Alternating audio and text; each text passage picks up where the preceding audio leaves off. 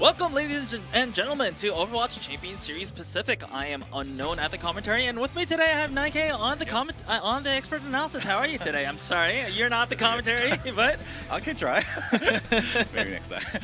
So I think today the Pacific, especially, this is very different system. I'm happy to do the both season because I think both seasons have a very different style and different like a tournament system. It's make me like a very interesting. This is like watching the both match. Yeah, like you said, 9K, today this is a different region. This is different from Japan. This is different from Korea. The Pacific region has a tournament style format compared to the round robin format of the other regions. And you know what? Because of that, today, for the first time this season, we are going to see some teams go home today. On the previous weeks, we have seen teams lose, but still have a second chance. This is going to be their second chance for some of these teams, especially for the first and second series. It is going to be the loser. They are going to be eliminated from the bracket itself. This is no more second chances at this point, so this is going to be a very important day for some of these teams. I think this is like a system making the team be more like can try very deeply and like thinking be more about the very depend on like what they can do bring on the table. So I think like yes, also yesterday this matter just a patch was just came out, and that patch is like as a Japan, I feel like it's making a lot of different point, not just like by hero, by system. And I'm not sure the Pacific team can be who adapting for today's match. All right, before we go into the meta and the matches, we do have some viewership incentives on the board. I'm sure you are also, not only are you excited for the matches themselves, but you're also here for the drops as well. Same here, as you can see on the graphic below, 2 hours, 4 hours, 6 hours, 8 hours, 10 hours, a lot of Overwatch to be watched and a lot of rewards to be reaped. So back to the matches itself, good point about yesterday's patch. It was a pretty big patch with not only just the hero balances, but also the systematic changes itself. Can you kind of elaborate a little bit on the major changes here? I think Lisbon timing was also changed by not just person, as a team. So it's actually added 2 seconds. But if you respawn on time with the teammate, you're respawn together and making be more like they came out for the same time, and that making the payload, the defense area is just changed it, and also spawner at the push point also get the speed boost. And one other thing is like a push map. Used to be you can holding the push map at the high ground or very specific angle.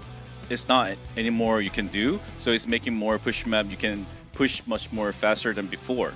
All right, some systematic changes to change the paradigm of the game itself. Probably we've seen a little bit of that on the Japanese region, where especially in overtime fights, there is no more time to go back into the fight. But we'll see how the Pacific region adapts to that as we go into the schedule. Of course, this should be a very familiar scene for everyone, but still, if you just joined in, this is going to be the schedule for OWCS Pacific. It is divided into Korea, Japan, and Pacific. The Asia region is divided into Korea, Japan, and Pacific. This is currently the Pacific region we are looking at. We have already finished the open qualifiers, and we are into, I would likely say, in the middle of the main event here. We are looking forward to see who goes to the we might see a grand finalist team today after our third series of the day, and also we're going to say goodbye to 2 of the 8 teams that have been participating today, and after that we will be having the wild card who will decide the last teams who will be going into Asia, with the best teams in Korea, Japan, and Pacific participating.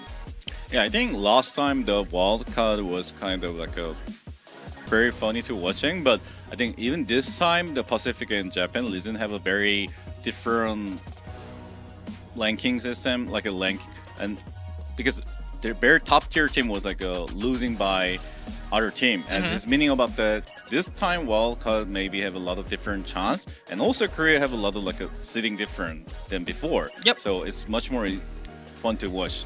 Exactly. So this is going to be, I guess, once again, the big question is going to be, we've been talking about this in different esports titles as well, but is the gap closing? That's going to be the big question for this season as well, because Korea has been the predominant region, not just in the Asia region, but in the entire world as well. So this, we're going to be looking at the map pool. Nothing too different. We're just seeing some different maps across Control, Hybrid, Push, Flashpoint, Escort. We are seeing a lot of Runasapi being played. This is a new addition to the map pool this stage, and this has been, I guess, by my standards, the preference for a lot of teams.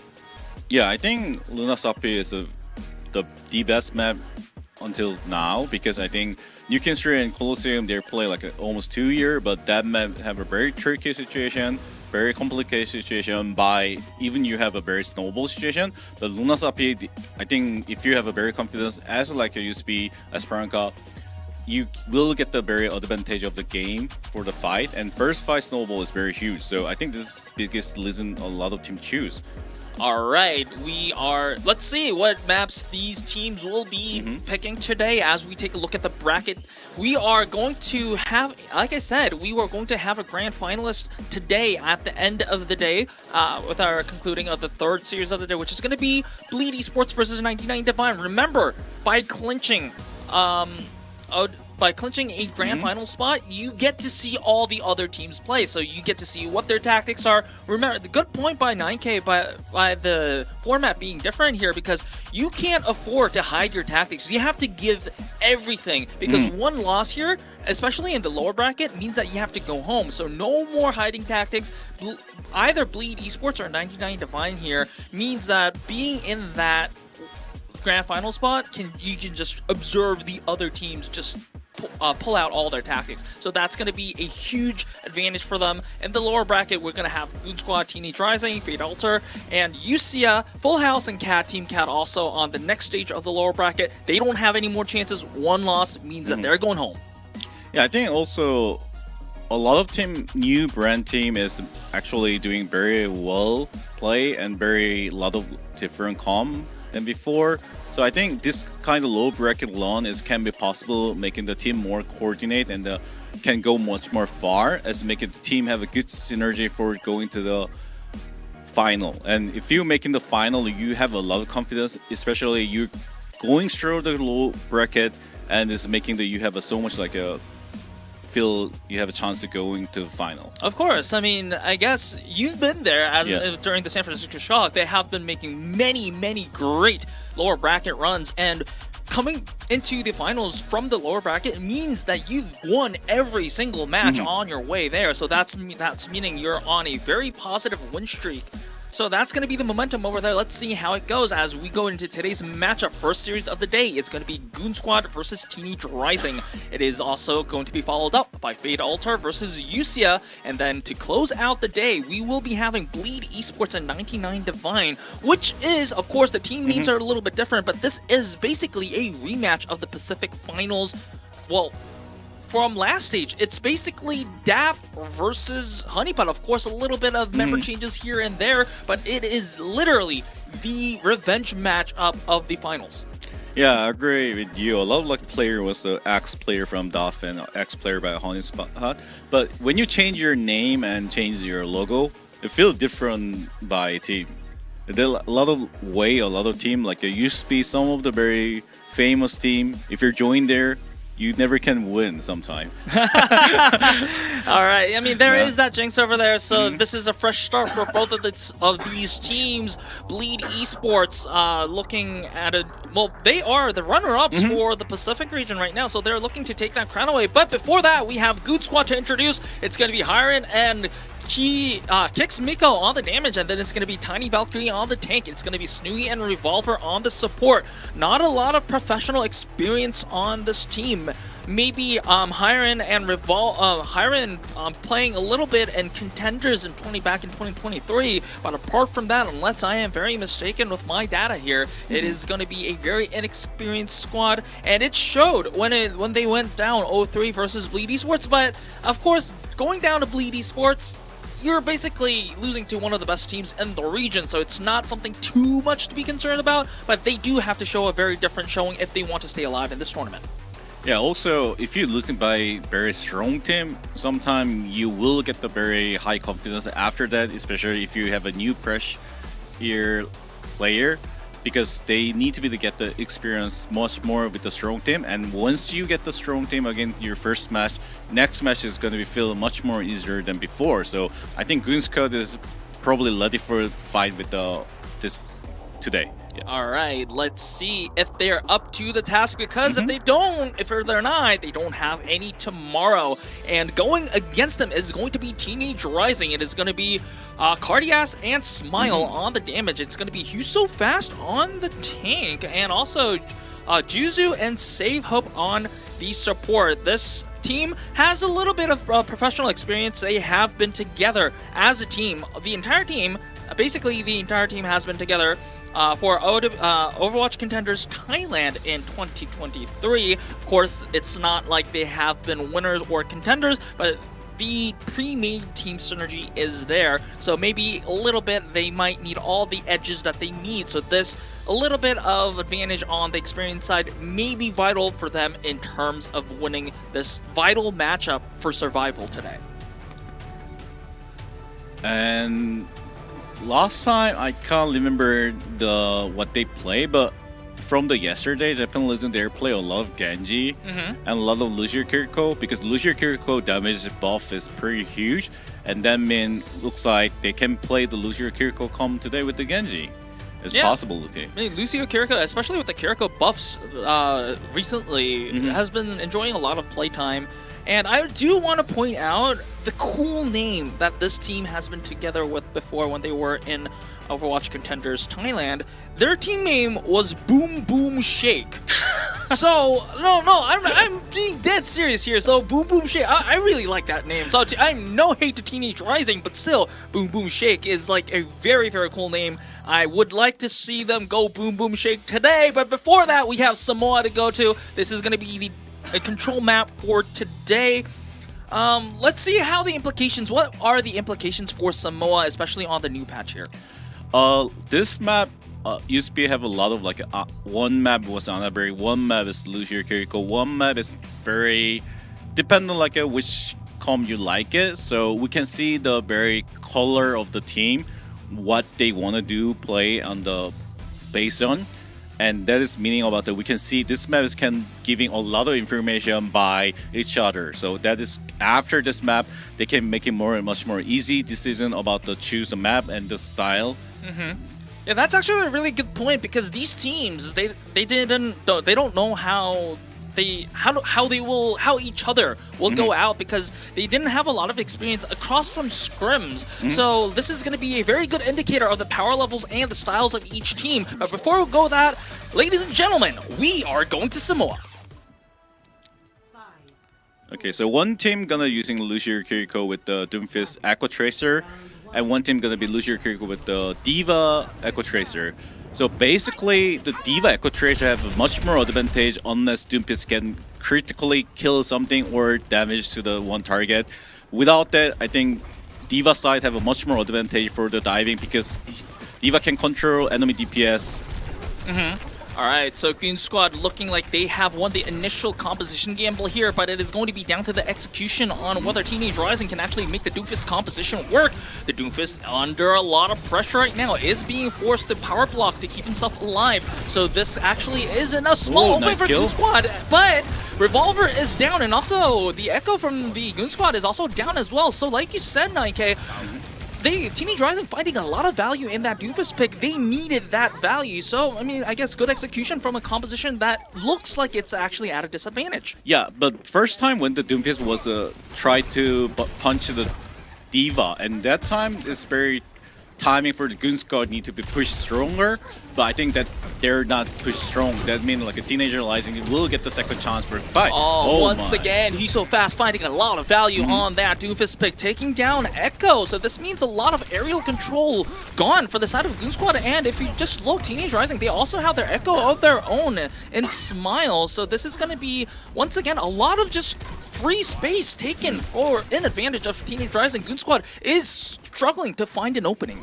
Yeah, right now, even they don't have any ultimate, any situation, they need to go more strong with their skill, but it's kind of their tempo is stopped by Doomfist.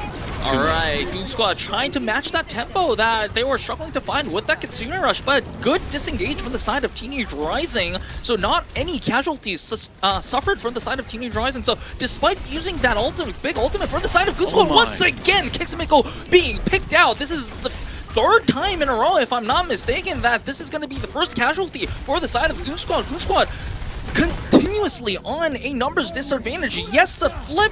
Okay, I thought the flip was going to register, but no, Teenage Rising, they do lose Smile, so this is going to be a 4v5 fight in disadvantage for the side of Teenage Rising. However, it is going to be the sound barrier that does keep everyone alive. Now it's going to be Goon Squad with the ultimate over there. It's going to be their beat. However, Teenage Rising, they are going to respond with the Kitsune Rush. It's going to be a very big fight with a lot of ultimates being invested from either side. Both Echoes taking down kill credits. It is going to be a 4v fight. Yet, looking like Goon Squad already have flipped the point. They will prevail for now, but it is already 87% mileage in favor of Teenage Rising. So this is going to be a very interesting fight because Goon Squad, they don't have any ultimates left yet. Now, yeah, and also Goon Squad have a very advantage to fight the outside the map and outside angle pushing to the enemy. But I think this time like they really have a struggle by Doomfist, and they're really hard to get a chance to be like a dive to the enemy. And also Echo Energy HP is going to be dropped by yesterday, and that is making so much like a easy mistake when you play the Echo. All right, let's see how the compositional fights goes as Fast does go in, has to use the power block. Does not fall yet, but is pressured to a very low HP. In the other side, however, the DPS line above Teenage Rising is doing a lot of work as they take down 2. This is their trigger for aggression as Teenage Rising. They use the duplicate, they use the Diva, they have 2 tanks. They also take down the Lucio, so no sustain at any side for the side of Goon Squad. This is going to be cleanup duty for the side of Teenage Rising. Remember that it's 97%. Somebody has to touch. It's going to be the Tracer. However, the question is going to be for how long. Hiren is being very evasive. However, there are just so many people that just want to punch him in the face. And there you go. And it is going to be Beach going towards the side of Teenage Rising. I mean, we've been saying about the compositions that Goon Squad, despite having a compositional advantage, it looks like Teenage Rising is going to be the better execution, at least for the first round here. I feel like I'm at the UFC right now. That Doomfist punch was incredible, good quality, and I think Goon Squad was kind of like a meltdown by their Doomfist. I think they're watching Doomfist a lot, but Doomfist when going out is really a tempo they need to do something for. Not anything need to kill it. They need to pressure the enemy for the making the space and to do together. But I think the Goon Squad was kind of missed that tempo, and also they always see the enemy using the Doomfist, and Lamashara is one of the worst hero for the play against Doomfist. And they're gonna starting this one is meaning they practice this one a lot. Alright, they basically self-counter themselves in terms of compositions, but we've seen how compositions mismatch when through Teenage Rising. So let's see if Goon Squad does have the execution to back up their composition. Right now, Tiny Valkyrie is pressured into using a form for extra health. It is going to be a struggle on the left side of the map, at least in Goon Squad's point of view, and it's going to be Fast going to be punished first for the first time in this series. However, it is going to be Kix Miko traded out, so fairly even fight in terms of numbers. However, Goon Squad is with the tank, so this might be the advantage that they have in order to establish early control, but it is actually going to be Teenage Rising who establishes control first, and Fast is back. So Goon Squad, despite having that tank advantage early on, they failed to profit from it. Yeah, I think because of one of the biggest reasons why the Lamatra is hard against Doomfist is because Lamatra is impossible to control Doomfist, impossible when the Doomfist is doing something counter by play. He only can go back or holding his just points. Blocking, yeah. Blocking, yeah. So, well, I mean, yeah, I guess it shows, because remember, you said early on in this match that the Ramatra is not really effective into this composition. Yeah. Teenage Rising, they know this. They are reaping the rewards. Look at just the ultimates in general. I mean, of course, the support ultimates, Goon Squad will be having both of their ultimates online. However, just in general terms, it looks like Teenage Rising is comfortable with this compositional matchup right now. And Kixmiko already taken out of the picture, and Goon Squad has to use the Kitsune Rush, but it's going to be punched down to the ground by Fast, just being a rock star in this match in Samoa right now. 75% and going for Teenage Rising. Goon Squad, they need to find an answer quick, or their chances are running out. That time is running out on Samoa here. And also, I think Doomfist is very reasonable hero after they patch this one, because Echo HP is drop it, Lucio Kiriko also HP is drop it, and they start with the Echo ulti. Alright, let's see how it goes. This is gonna be possibly the final fight for the side in favor of Teenage Rising, especially if the DPS duo of Goon Squad is going to go down. Goon Squad, they did put in the lot of ultimates that they needed. However, it's going to be questionable of whether it's going to be enough, as Tiny Valkyrie, he wants to punch, but he can't because he has to block, and then he just falls down in the hands of Cardis, and it is going to be curtains for Goon Squad, as Teenage Rising, of course, they do have some cleaning up to do. However, this looks like it's going to be a very dominant 2-0 win on Samoa in favor of Teenage Rising. I am very impressed with Teenage Rising so far. I think Fast doing the Doomfist very well, clean Doomfist, and I think they have a struggle play when they play the Diva is make them to like a hesitated and doubting their hero for the play against Doomfist and making the choose the wrong hero comp base. I think that's one of the reasons, like when you play the strong team comp and strong fast comp, it's making the enemy team easy to going wrong direction.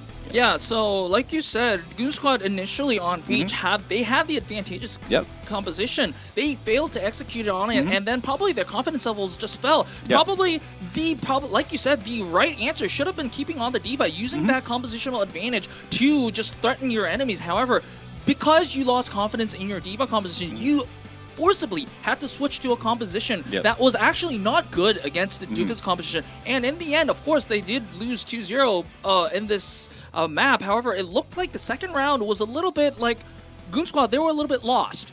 Yeah, I think their first fight was kind of clean. They literally have a good chance to be like a trade Doomfist and enemy tracer or something. And that is making their have a good chance to be they can need to do some at the point, but I think their point was taken by enemy, and that is making so much snowball to the Teenage Rising. Can be like just holding the space and ultimate forever. Yep, and looking ahead, it is going to be Goon Squad's map choice. You said that the first map is going to be an indicator of the power levels and the tactical setups of both teams. Right now, it looks like Teenage Rising is indeed going to enjoy that, I guess, advantage in experience and having been with the entire team together for a longer period of time. If you are Goon Squad, what map or what kind of tactics would you probably try to choose for your second map? So if they literally have a hard time against Doomfist right now, they need to choose like a non-good Doomfist map. It's very few map they can do. I think right now I can thinking about the Sakilware or Runasapi have a chance. I'm not sure. No one because know about the Runasapi is good or not, but I think it's kind of good chance to be okay. So maybe they don't want to try. And Hybrid, definitely Ike is one of the best maps for the Doomfist. And King's Row is okay at the first point, the second point. The third point is hard, so maybe not King's Row. Paraiso, I think definitely D.Va is better against Doomfist, so I think Paraiso is making a lot of sense. All right, we did see a little bit of insight from 9K on what Goon Squad could do. Because Goon Squad, I'm just looking at their roster right now, they don't have any substitutes, so they don't really have a lot of, I guess, room for roster tactical setup. So it should be definitely the maps that go through that has to make a breakthrough. Because if I don't know, because Control usually is like, hey, we are on a very symmetrical setup. We just go, I guess, mechanics v mechanics, and just the Teenage Rising, it wasn't even close. They just won. So I do definitely think I do want to see some tactical curveballs from the side of Goon Squad. Yeah, as you mentioned about the technical curveball, I'm not sure what can be like a Goon Squad can bring right now for or against it, but the easy answer is using the Ana for against the Doomfist is the easiest way, because Doomfist right now doesn't have a fear to against Echo and Tracer, because both hero is impossible to kill the Doomfist and impossible to like force out his space. But if you once have Ana, Doomfist literally have a hard time to dive it. So the best option is using at least Ana. All right, it looks like we are ready to see what map is next, as production gave me the call. I know what it is, and I probably don't like it, and yeah, I'm sure you don't like it either, NIK. Okay, if ever there is special strategy like a Poker Face, because Poker Face Blizzard was insane last time, using like a balls and brick, and it was working very well against Jetta. And I think if they can do the similar thing today, I can give a lot of credit for them. But if they just choose this map because they practice this map, I think that is not a good answer for that. Yeah, I mean, because normally you would see that Blizzard World, there's a lot of point of entries for the side of Doomfist, and I mean, if you're Teenage Rising, I don't see any reason why you don't want to play the Doomfist again, so this might be a little bit puzzling. Let's see what they have in store for the side of Goon Squad, because we are ready to go into game, ladies and gentlemen, so we are going to Blizzard World.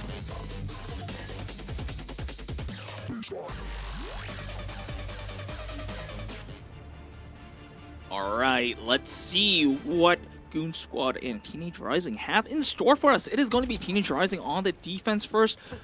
No surprise! Hey, he's so fast on the Doofus. They were so successful with this composition of course, the supports are different. It's not the Lucio Kiriko anymore. It is the Brig Ana, and also it's going to be the Ash Tracer. So a little bit different in compositional faces, but why not run the Doofus? It's been so successful. Yeah, I think definitely Doomfist was successful a lot in this map, and Goon's got to bring very interesting comp. I think this is a poking comp, if you can mention this one, or a ping pong kind of, because like a lot of backline have a much more like a damage space and damage control by side to side. This is very popular comp right now and like a very pro level. But this is comp as very dependent on like your backline condition and mechanics. So let's see about how the Sunnyway and Devolver they can do. Alright, let's see how it goes, because remember, like 9K said, Goon Squad, their composition is a very popular one and a very high damage output one. However, the backline protection is a little bit lacking because it's only one diva going to have to protect 4 members. I guess 3 members if you count out the Tracer. Like that, just Snooey just got obliterated out of existence like Teenage Rising over there. So this is going to be a little bit of a challenge for the side of Goon Squad because remember, they lost Samoa. They are the, I guess they should be rightfully the challengers here. And nothing much going on after Goon Squad losing Snooey, so this is going to be valuable time lost for the side of Teenage Rising. Oh, well, excuse me, Goon Squad.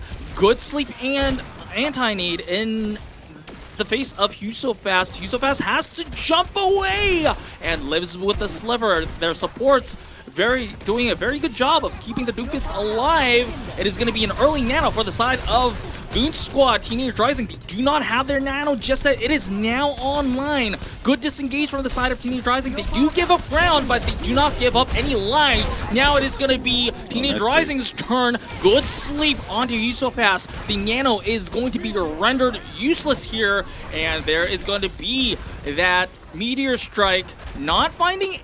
Surprisingly, even with both nanos dispensed, it's going to be a bloodless fight so far. It is going to be followed up with the Bob by the side of Goon Squad. This is going to be an extra member and also a little bit of nuisance for the side of Teenage Rising. And a good kill, like you said, on the side of Haren. This is going to open things up. So a Pulse Bomb opens things up and also a good usage of the Bob. So Goon Squad, despite running a very difficult comp, they do manage to cap point A. What a good fight. Yeah, I think that kill was there necessary to using it because Cartier have a chance with Cartiers, yeah. He literally have almost like an ultimate for using the Bob for the control of the point. But if they're not kill that one, they have like a that's brutal. Yeah. Well, I mean, if he gets slapped as a Tracer, well, that's probably how you end up. That is the reason why Ana is a good hero. Yeah, but I mean, as long as you can make the sleep darts connect, right? So it's a very impressive ability. And if just used right, it's going to be very good. And now both teams are going to struggle for this high ground control, and which Goon Squad is going to, I guess, give up for the moment and is going to focus on the card, but it is going to be denied by the side of Teenage Rising. It's going to be an early Bob from Cardius, and then, wait a second, I was about to say that Teenage Rising picked up a little more kills, but as they will lose their tank, and also, okay, I was about to say, if the Ash was traded out, it might have been a different picture, but because Teenage Rising, they lost their tank, they do have to back up a little bit. Yeah, this one is, as I mentioned, why the Goon Squad comp is very important by backline is because they need to dribble them by itself to be like not diving by Tracer. And now they're gonna be die again. Oh, what a grenade from Save Hope over there. It does not convert into any kills. However, like you said, the backline of Goon Squad is very vulnerable with very minimum protection with only the Diva over there. Teenage Rising looking like they are going to push on the aggression, and what a good coordinated dive from the side of Teenage Rising. Yes, Smile does fall in the process, but the damage is already done as Goon Squad. They have to regroup. Yes, Goon Squad did make some good plays and did eventually cap point A, but the nature of the composition itself as Teenage Rising, it is so easy. As long as Husofast doesn't get slept, it's going to be easy targets for Goon Squad's backline to be just eliminated by Teenage Rising here. Yeah, that is true, but they push our card pretty a lot, and it's making so much like an advantage for the next fight. Ooh. Oh, All right. can you sleep? I mean, I don't know how mechs sleep, but Yeah. anyways, the sleep is there. But like you said, the card is moving in a very advantageous position for the side of the Goon Squad. It is going to be the Captive Sun used. However, it is going to be Tiny Valkyrie. That is going to be D-Mech. Can the remake happen? Oh, cancel! It's going to be denied by He's So Fast. This is going to be very, very bad news for the side of Goon Squad. They looked very promising, and I was about to say Goon Squad did a very good job of pushing the card in a very advantageous position, and then they made early aggression with the Captain Sun. However, Teenage Rising, they just took advantage, and in the end, as a result, Goon Squad used three ultimates, and then they just didn't get anything. Yeah, also defense team Ana have so much advantage for the fight angle and the fight nade condition. That is one of the reasons like a D.Va is very limitable for the using at the attack, but it's impossible rotation together. This is the one of the map. Attack team have always nightmare at the second point at the bridge side. So Goon Squad need to be like making decision, going to high ground or going push together at the low ground, but I think low ground option is gone. All right, it's going to be choices for the side of Goon Squad. However, okay, I was about to say, he's so fast in a very threatening position. However, being slapped means that he cannot follow up with any sort of damage. Oh, that was a good pulse bomb. However, wait a second, he's so fast taking down. Goon Squad making a lot of kills happen. Overtime is going to tick down, but still, there's going to be no one on the side of Teenage Rising going to be able to touch at the current moment. Remember, spawn timers has changed, so this might be of a difference because those 2 seconds might have been the difference for a Tracer or a Genji to maybe have touched. But it is the new patch. This is the difference maker, and there is point B for Goon Squad. Yeah, overtime right now, 40 seconds is making, if you die at the same position as before or before the patch, you have a good chance to touch your game, but right now, you impossible touch. So it's making so much the pro player feel complicate than before because they too much used to be about the last fight. Yeah, I mean, usually you had match plans about how to touch, who's going to touch in which order. However, this is going to be all kind of, I guess, a new paradigm because of the patch, and I don't know if teams had time to adjust to this plan. In the meantime, Kixmiko, who had a very hard time on the Echo, is having a blast on the Echo by having a cheeky headshot on Smile. However, Teenage Rising, they will commit. They are going to commit the Nano. He's so fast, trying to look for a target, but still not finding any kill. No, as I say, there is that Ilyari taking down. Cardias also takes his revenge by taking down Kixmiko with a headshot of his own. And Smile is going to take down Revolver. Remember, there's only 10 seconds, and with the new respawn timers, there might not be anyone to touch yet. The D.Va is trying so hard with the boosters to touch, but with the rally and the push and the stun, it is not going to be happening, and that is round 1 complete. However, no full cap, but still a fairly good push from the side of Goon Squad here. Yeah, I think Blizzard World, the most important map is first point and second point is much more important than the third point because other payload, other hybrid, third point is very important because third point is you can almost hold the payload permanently. The third point defense is not going to be that much good defense a lot of time. So that means if you get the second point, you get the huge advantage of the game. All right. Well, I mean, again, I'm saying that Goon Squad, they played a very high risk, high return, I guess, kind of composition where there was a lot of damage output, no protection for those kind of damage dealing supports, but they did have a pretty decent push. They didn't necessarily make the full push happen, but they still have a win condition. Blizzard World is always a map where you can just even full hold your opponents or maybe hold your opponents at B. So they still have a win condition. Let's see how it goes. Teenage Rising looking like they're sticking with the Doofus composition. Goon Squad, they still feel fairly comfortable with this composition that we've been talking about. The D.Va with the Ilyari. So basically 2 flex supports and the Ashe. So no compositional differences from either side from the previous round. But Goon.com is much more better condition at the when you play the defense because it's not anymore you have a strat by strat by tracer. You still can buy dive the tracer or that kind of Genji or Ashe, but it's not much more easier than before. So that means it's really dependent like a sunny way. Their backline, Goon.com backline. Yep, swinging in revolver. Oh, Miko taking a sleep dart. So this is going to be a little bit of poke and a lot of space loss for the side of Goon Squad. So Teenage Rising, they are approaching in all directions. The deflect has to be used for the side of Smile. Yusufat just punching Goon Squad away from that high ground across the point. So fairly a lot of ground conceded from the side of Goon Squad. And also, Cardias takes down kicks Nico. So this is going to be numbers advantage. And also the D.Va is purpled and also going to be D-Max. So maybe, I mean, once again, we have to talk about the respawn timers here. This is going to be a very difficult retake for the side of Goon Squad. I think this is going to be just point A, just going to be conceded by Goon Squad here. Yeah, I think so too, because I mean, you normally have one more fight, or they give up because of the condition was not going to be good. But I think this is after you die at the first point and the clean by your teammate, you're clean the area. I think that is making so much like a impossible touch again, and he got the one more time.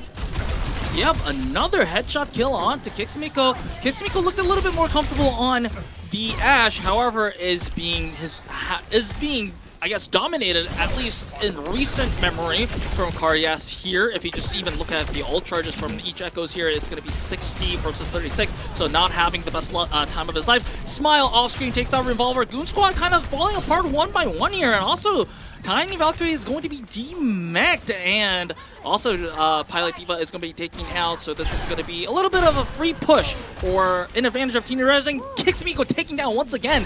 Does take a few bullets from Cardias, but it is going to be so fast who just finishes him off. This is going to be even more time, more space, more free push for Teenage Rising. But no one pushes your car right now. Oh, well, that's a doozy. Yeah, so that is making so much like an advantage for the Goon Squad to have a chance to be touch a game and fight one more time, because they're supposed to be get the really hard time for the control of the game, but right now I think Teenage Rising need to be like making the space with their ulti, but they have 4 ulti right now. Alright, a lot of ultimates in the arsenal. They're using all of them, actually. Wait a second. Also the Nano Blade is going to be there, and also the Rally and the Bob. Oh, wow. That wasn't... I mean, even if that's a win, that is a pretty expensive win. However, due to the new death spawn timers, it looks like it is going to be... Well, at least they did cap point B for all it was worth. Yeah, because I think capture B point is much more important than like save your ulti, because the meaning of the save the ulti is you want to win the next fight, or you want to using the snowball situation for the fight, but they just can charge their ultimate again for the going to the after like 2-3 fights. So I think that is worth it. Yeah. All right. So I mean, yeah. So 4 ultimates for a point. Maybe you'll take those. And remember, for Teenage Rising, they don't even have to full cap point C. They only have to go about like 2/3 or 3/4 of 3/4 of the point, and they have a lot of time to do so. They have 4 minutes in the time bank. Save Hope is purple, but is not going to be very too concerned about his well-being. Goon Squad starting things up with the Nano. Hiren off-screen takes out Cardias. Tiny Valkyrie takes a sleep dart, so I guess no further follow-ups here. But Kixmiko does take down Hugh so fast, so this is going to be a total reset for the side of Teenage Rising. Maybe they'll take off some much-needed time off the time bank in favor of Goon Squad. So this is going to be really important for the Goon Squad, because their backline ultimate is not going to be common for the next fight. It's possible, but it's not going to be like a clean situation. So right now they need to like making their one of the ultimate making the clean situation. I will give a credit for using the Bob. All right, there is that Bob. Not that way. Instantly sleeved and rendered useless, however. Oh, wait a second. I was about to say useless, but hold my horses there. It is going to be Kixmiko with the Bob taking down Cardias, but we are being paused for the namesake. I'll just kind of throw this out for an unknown reason. Well, I mean, it's not my fault, though, but still. unknown reason. We'll let you know as soon as we get word from production. I don't see anyone being disconnected or anything like that, so hopefully it's just a minor issue. If we just kind of recap on how things went, Teenage Rising, they used 4 ultimates to cap point B, so after that they didn't really have any ultimates to make that final push into that golden box of victory, and after that Goon Squad with the 2 I believe they had 2 ultimates. They had the Diva Bomb and Pulse. And the Pulse. Okay. Pulse, yeah. Oh, okay. And I was about to say the Bob. So they had 3 ultimates, and Yeah. they used the Bob. I did say that it was slept immediately, but in the end, after it woke up, it did take down Ash from Cardius. So we do not know where it's at. The time bank, it's somewhere at 3 minutes ish. We are going. I believe that this is a network issue. I believe it's ping issues. Maybe if it's network issues, it's usually ping. So players are currently uncomfortable. One of the players are currently uncomfortable. It's from Goon Squad, as production is telling me. So hopefully things are normalized as soon as possible, and we will get back into the game. So let's talk about the game. Of course, the players are not allowed to talk about the game during the pauses, but we are. So So if you're Teenage Rising, you lost Cardius. You're probably going to have to regroup. So what's your game plan after that?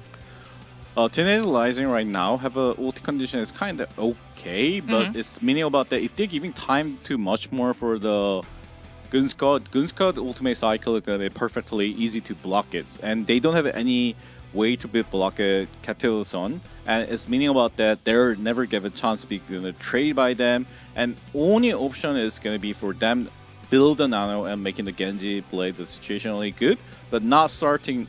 They doesn't have to be starting with that ulti because they don't have a good nano target for here. So much more the target focusing is gonna be like who they can actually force out before the using nano blade. They're gonna be key thing is gonna be for that. All right, so I'm just kind of looking a sneak peek at the lobby right now. So again, the Dragon Blade is at 79%. Oh, this is spoiler. Yeah, it is. I'm trying to look. I'm trying my best to kind of fill time here over here. And it is going to be 78% on the Nano, whereas Hisofast has the Meteor Strike. And on the other side, like you said, they have the Pulse. Goon Squad has the Pulse. They have the Self-Destruct. They are 75% from the Captive Sun, and Nano is 50%. 50%. Yeah, so it does have quite a long. It does need quite a long time before they get that Nano online. So probably the best course of action for the side of Teenage Rising is probably Cardius comes back with vengeance, and just has a slick headshot on a single target, and then that's the trigger for the Dragon Blade.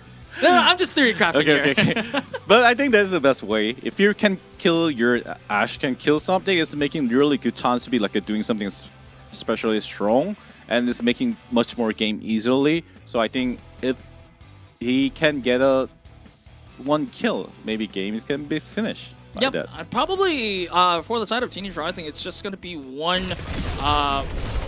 teamfight win until they get the actual teamfight win. We're getting a replay here, so maybe we're just waiting for the players to get ready.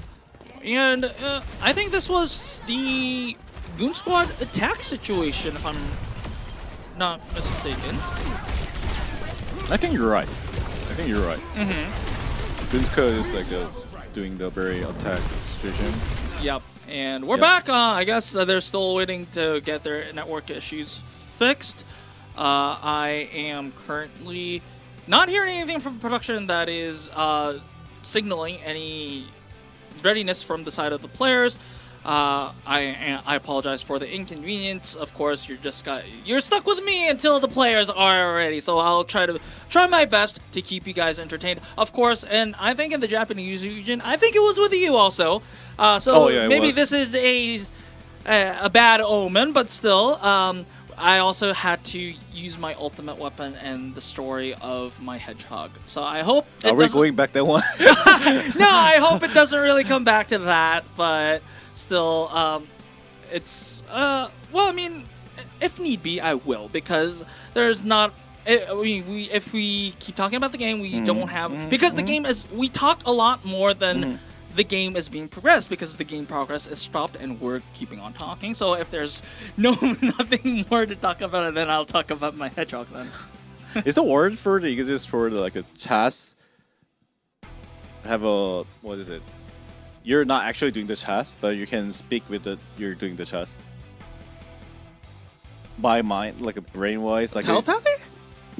No, but we were talking about some weird stuff. But unfortunately, ladies and gentlemen, I'm hearing that this is going to take a little bit of a while. So we'll come back after a 10-minute break. So don't go anywhere. We'll come back with the match.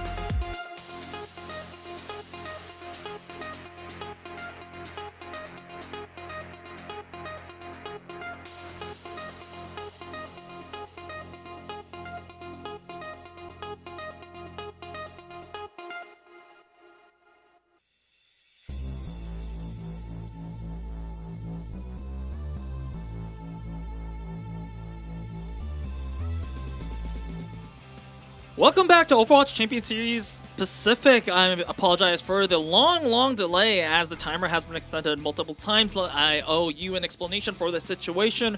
During Blizzard World, it was a unexpected server error as the lobby just exploded, so we had to kind of have a conversation with the players. We also had the time to talk with Comp Ops and also Blizzard as well. The agreement was that we were going to make a new lobby and just remake the settings that happened, and the remake happened, so this was manually set. So we're now back into game. So ladies and gentlemen, once again, I apologize for the delay. It is currently the exact situation that has been happening before the pause, except for all the ultimates, which unfortunately had to be reset. It is going to be, what I would dare say, one team fight away from Teenage Rising taking that win, and Cardiage taking down Snooey, and also Hiron over there being taken down with a good nade there. Might be just the end of the game, maybe. I think so, because I think without the ultimate, it's like this kind of diving condition. Wait a second, this might be a change of things, but D.Va taking down means that there's no take, and there's only 2.28 meters left, and all members from Goon Squad falling down one by one. Yes, there is that lone Hiron.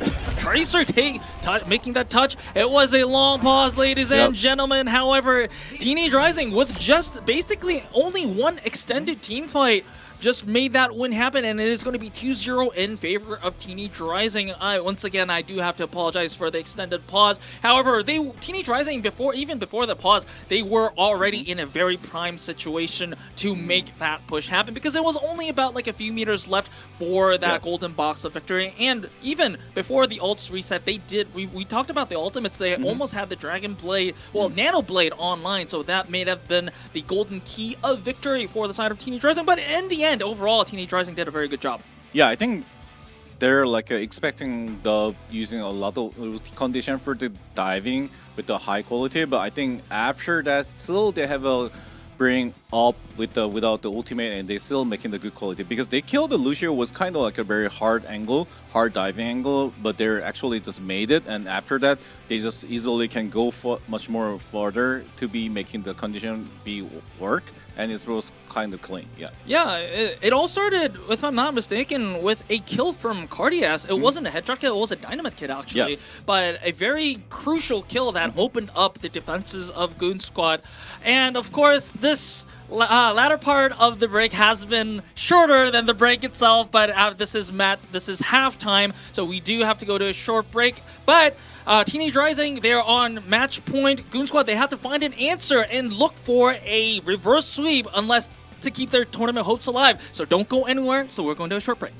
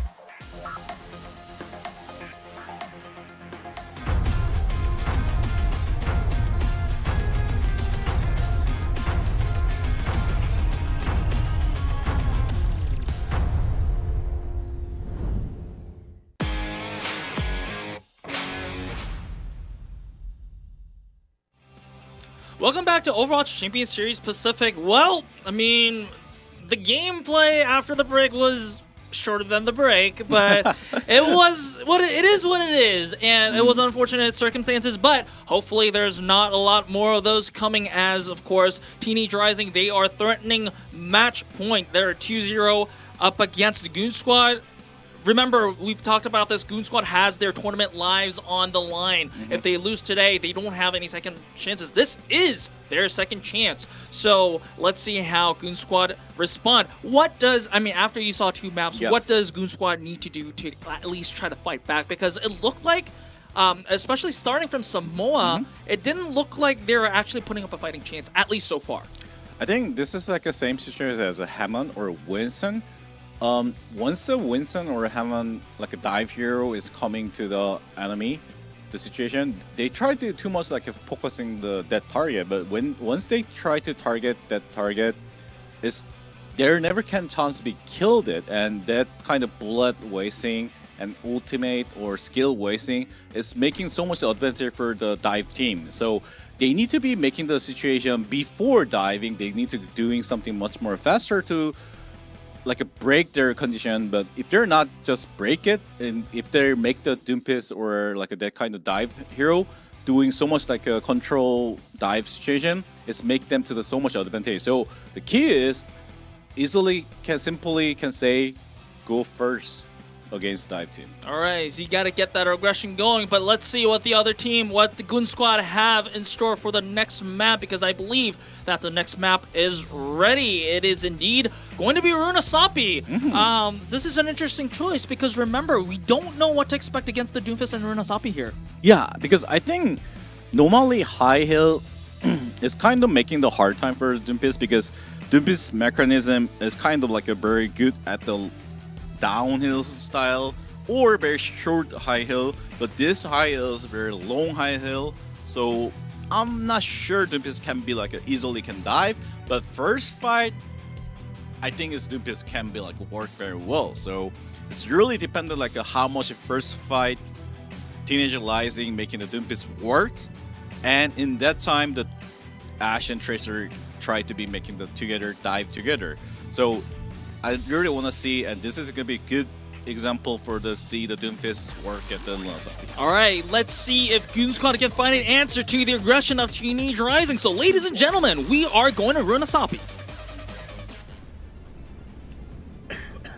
All right, looking at the hovers right now, it looks like Teenage Rising, they are not deviating far from what they are really comfortable with right now. And so far, Goon Squad, they are also reverting to comfort.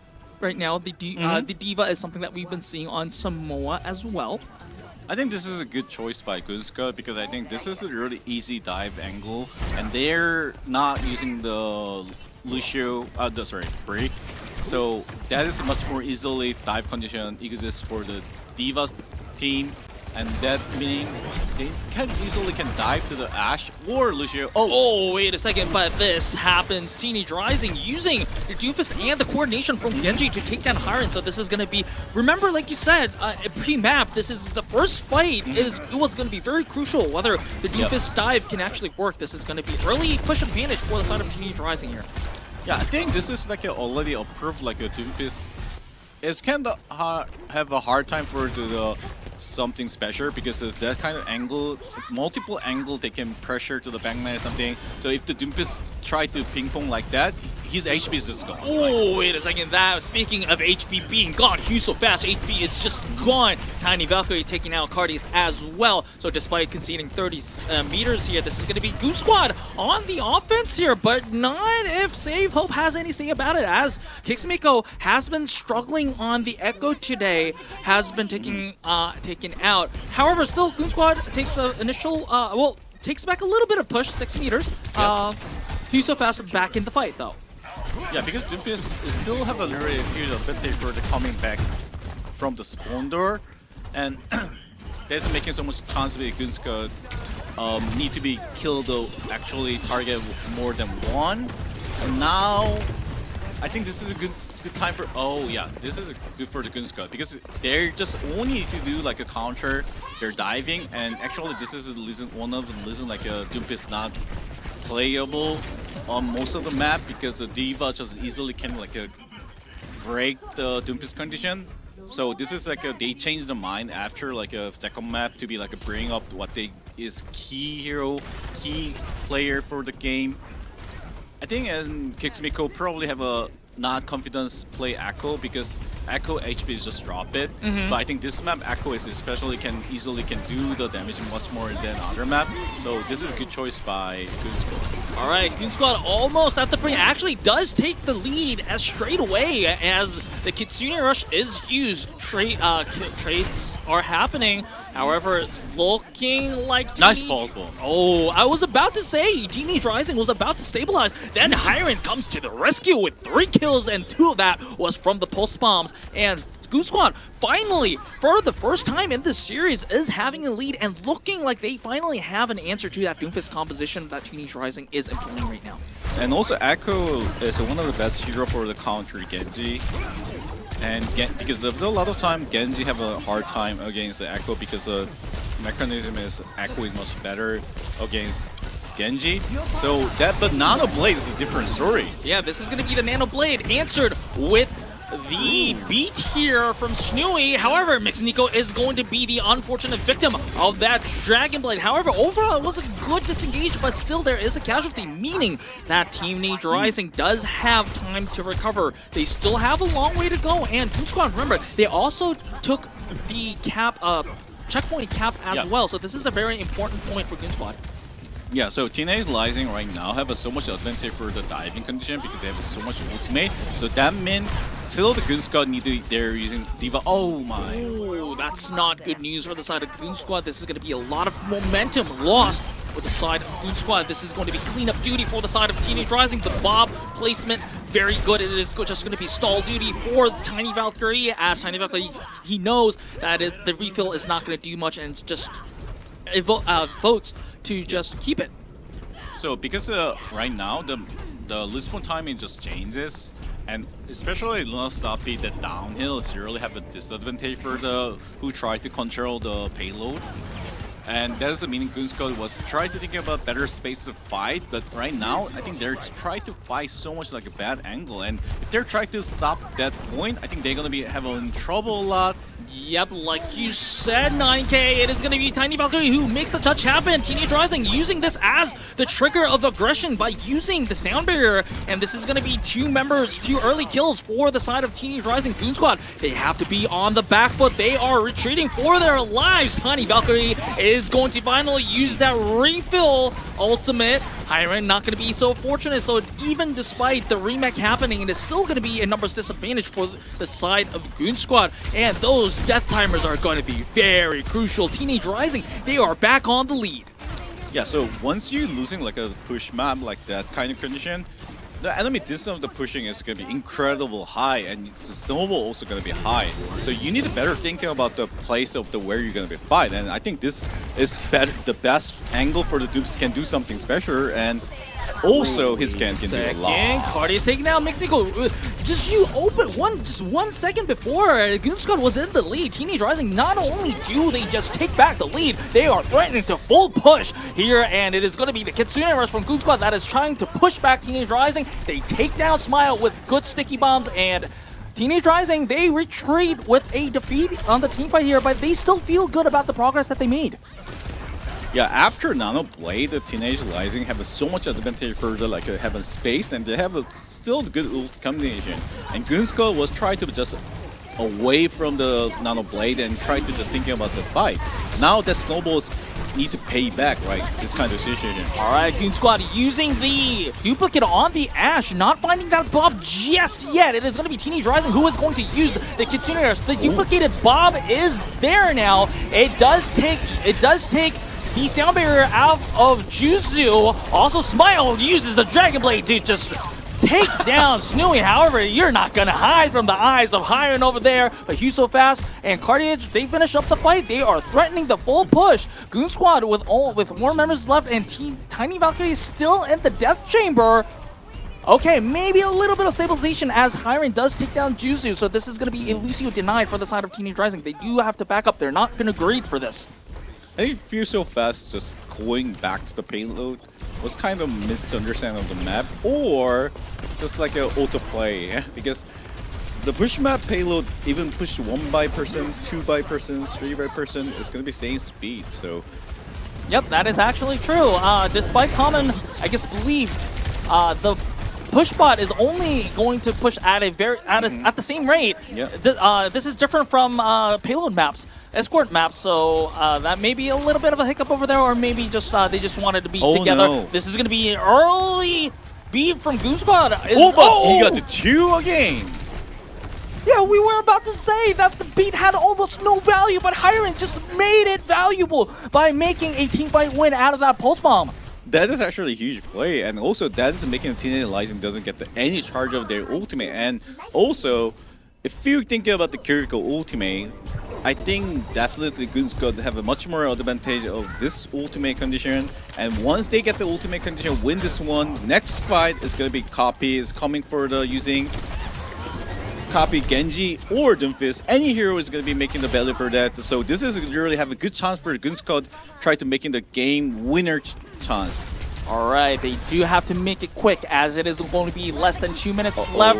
Revolver using the Kitsune Rush for the engage first. Let's see if Teenage Rising can disengage from that. No casualties from either side yet. He's so fast, very, very low, but still manages to survive somehow behind that car. And Teenage Rising is going to use finally their own Kitsune Rush. He's so fast, living on a sliver for such a long time.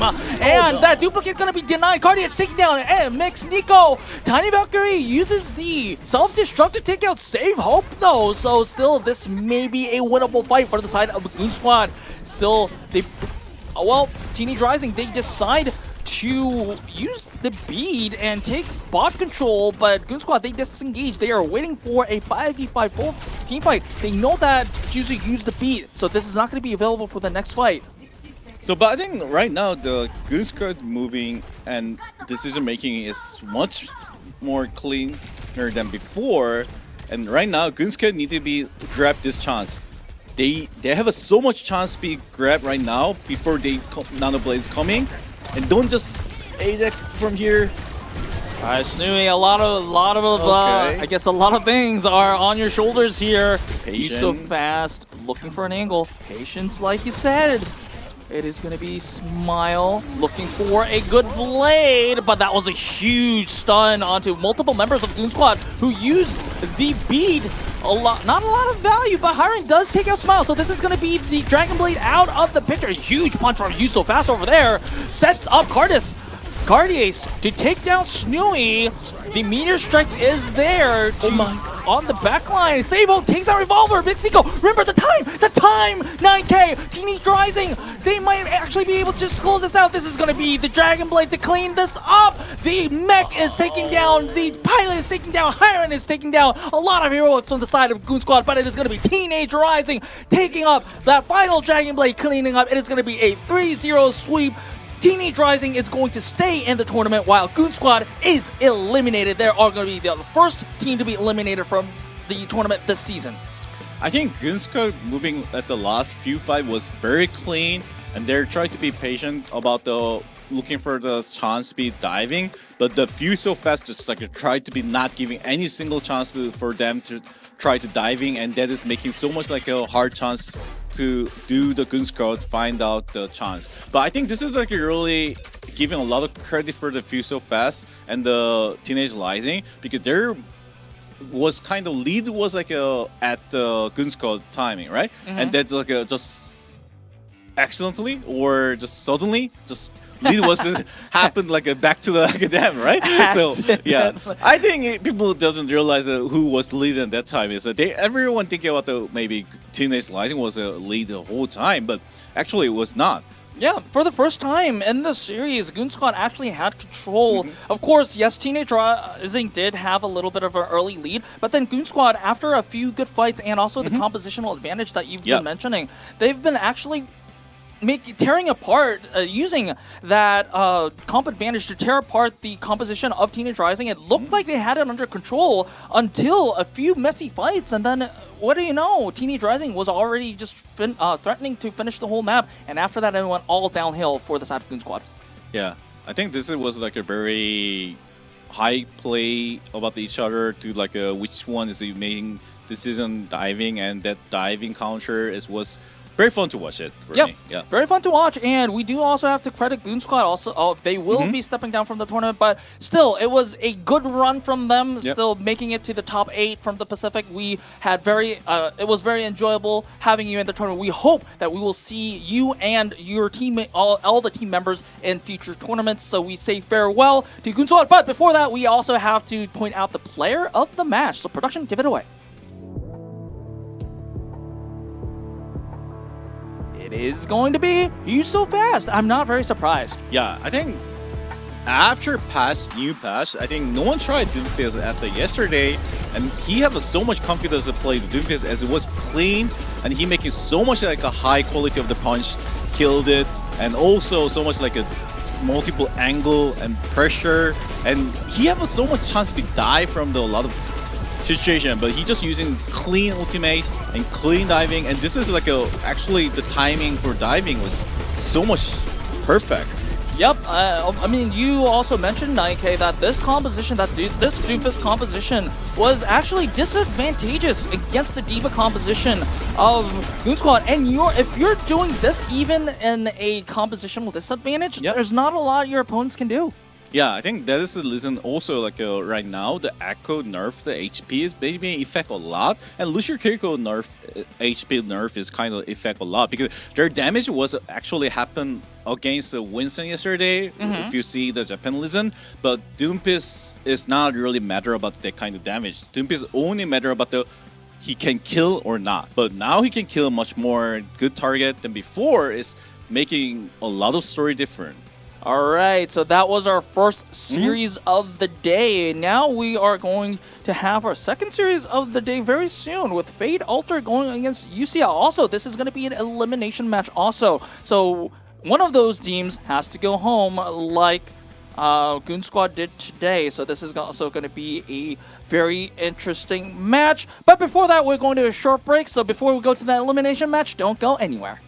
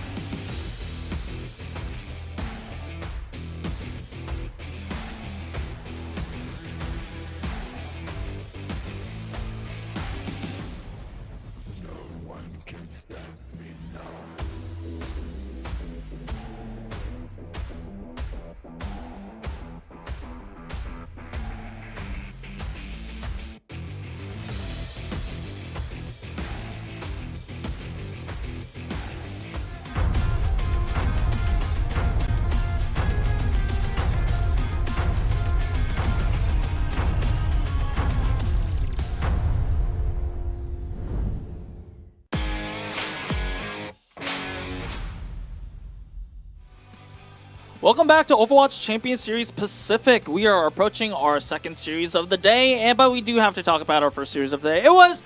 We do have to say goodbye to Goon Squad, but it was a 3-0. Teenage Rising, they made a redemption out of themselves. Yes, they did lose 0-3 in their first series, I guess, earlier last week, but they looked a lot better. Yeah, I think the new patch version seems like very clean for them, and they have one more week. So one more week, if they practice more detail and more high quality, they will have a good chance to be going to learn the low bracket.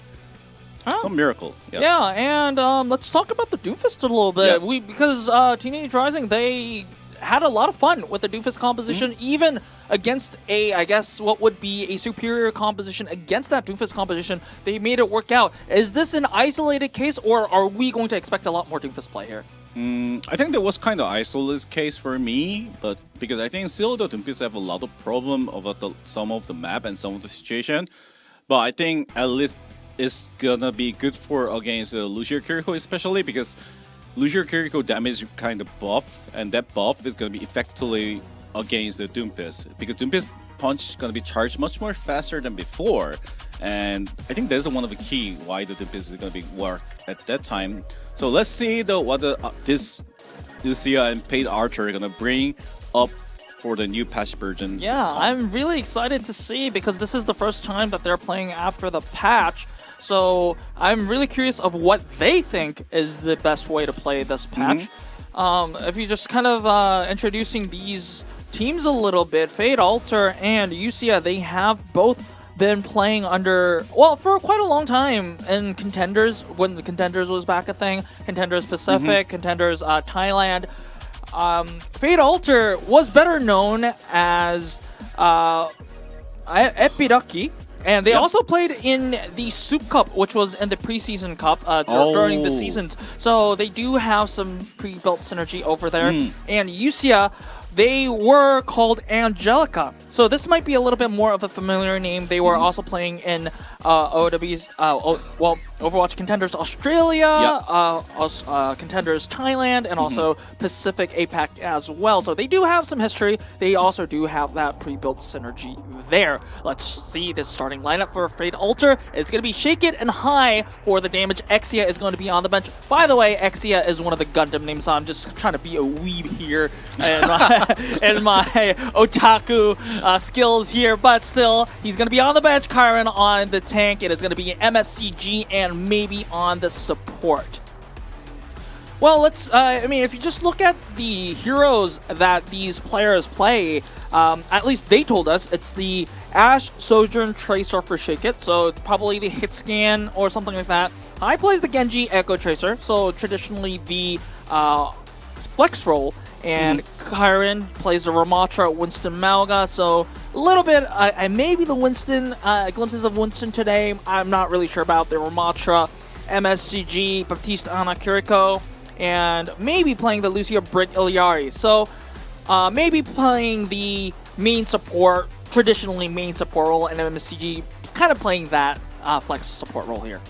Yeah, I think MSCG, like flex support, you click the Bob is a lot of meaning about which comp they're going to be long, and with the Lamatra, I think they love the Brawl comp, seems like, and that is going to be maybe, according from the yesterday match, Brawl was very clean to against dive comp, and that is good chance we can see today also, and UCL Yep, this is going to be the USIA roster.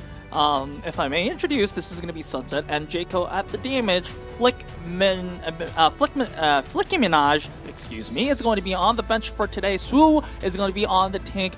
Bayadir and Petrichor is going to be on the support. I think their name is very familiar for me because I don't know why, but I feel like... Because 9K, Swoo and Petrichor are Korean players. Oh, really? Yep, they are. I do not.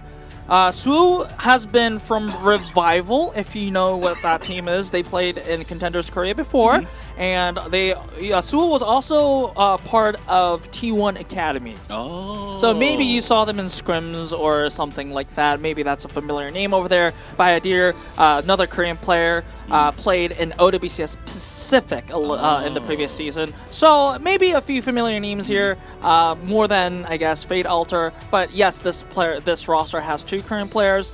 Not the most famous of Korean players, but still there is that expectations for them. Okay. So also this roster, the hero, which one they familiar and though they like it, and showing about a lot of information. They love to play very slow comp, poking comp, and right now a lot of like a Korea team using a lot of that kind of style comp, but it was working very well until the patch, but we have no idea it's still working or not. So Nepal is one of the map. We can see the dive comp is very clean up to some of the map and very clean poking map. So we can see more detail about the which comp they can be bring and with the good quality or they like it. All right, like you said, 9K, this is going to be Nepal. Nepal has very various comp choices depending on which stage of the map it is, so it's going to be interesting to see how the clashes of styles go, because to be honest, after this new patch, I don't know what to expect from both Fade Altair and USIA, and I'm pretty sure that these teams themselves, they don't know what to expect as well. So I am hearing from production that the dubstep button is there. So ladies and gentlemen, we are going to Nepal.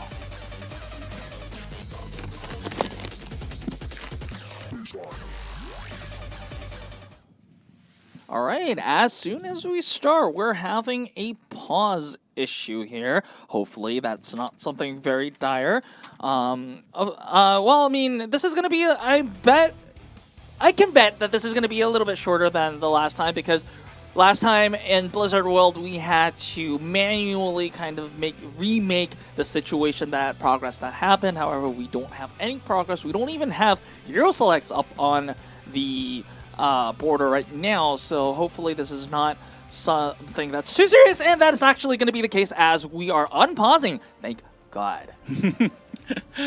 I've had enough. I've had my share of pauses for today. I mean, if pauses have kind of like a limit meter, I think we use them all today. So please, no more pauses. But, I mean, that's not for us to decide. Looking at the hovers right now, I'm seeing a Ramatra in the air.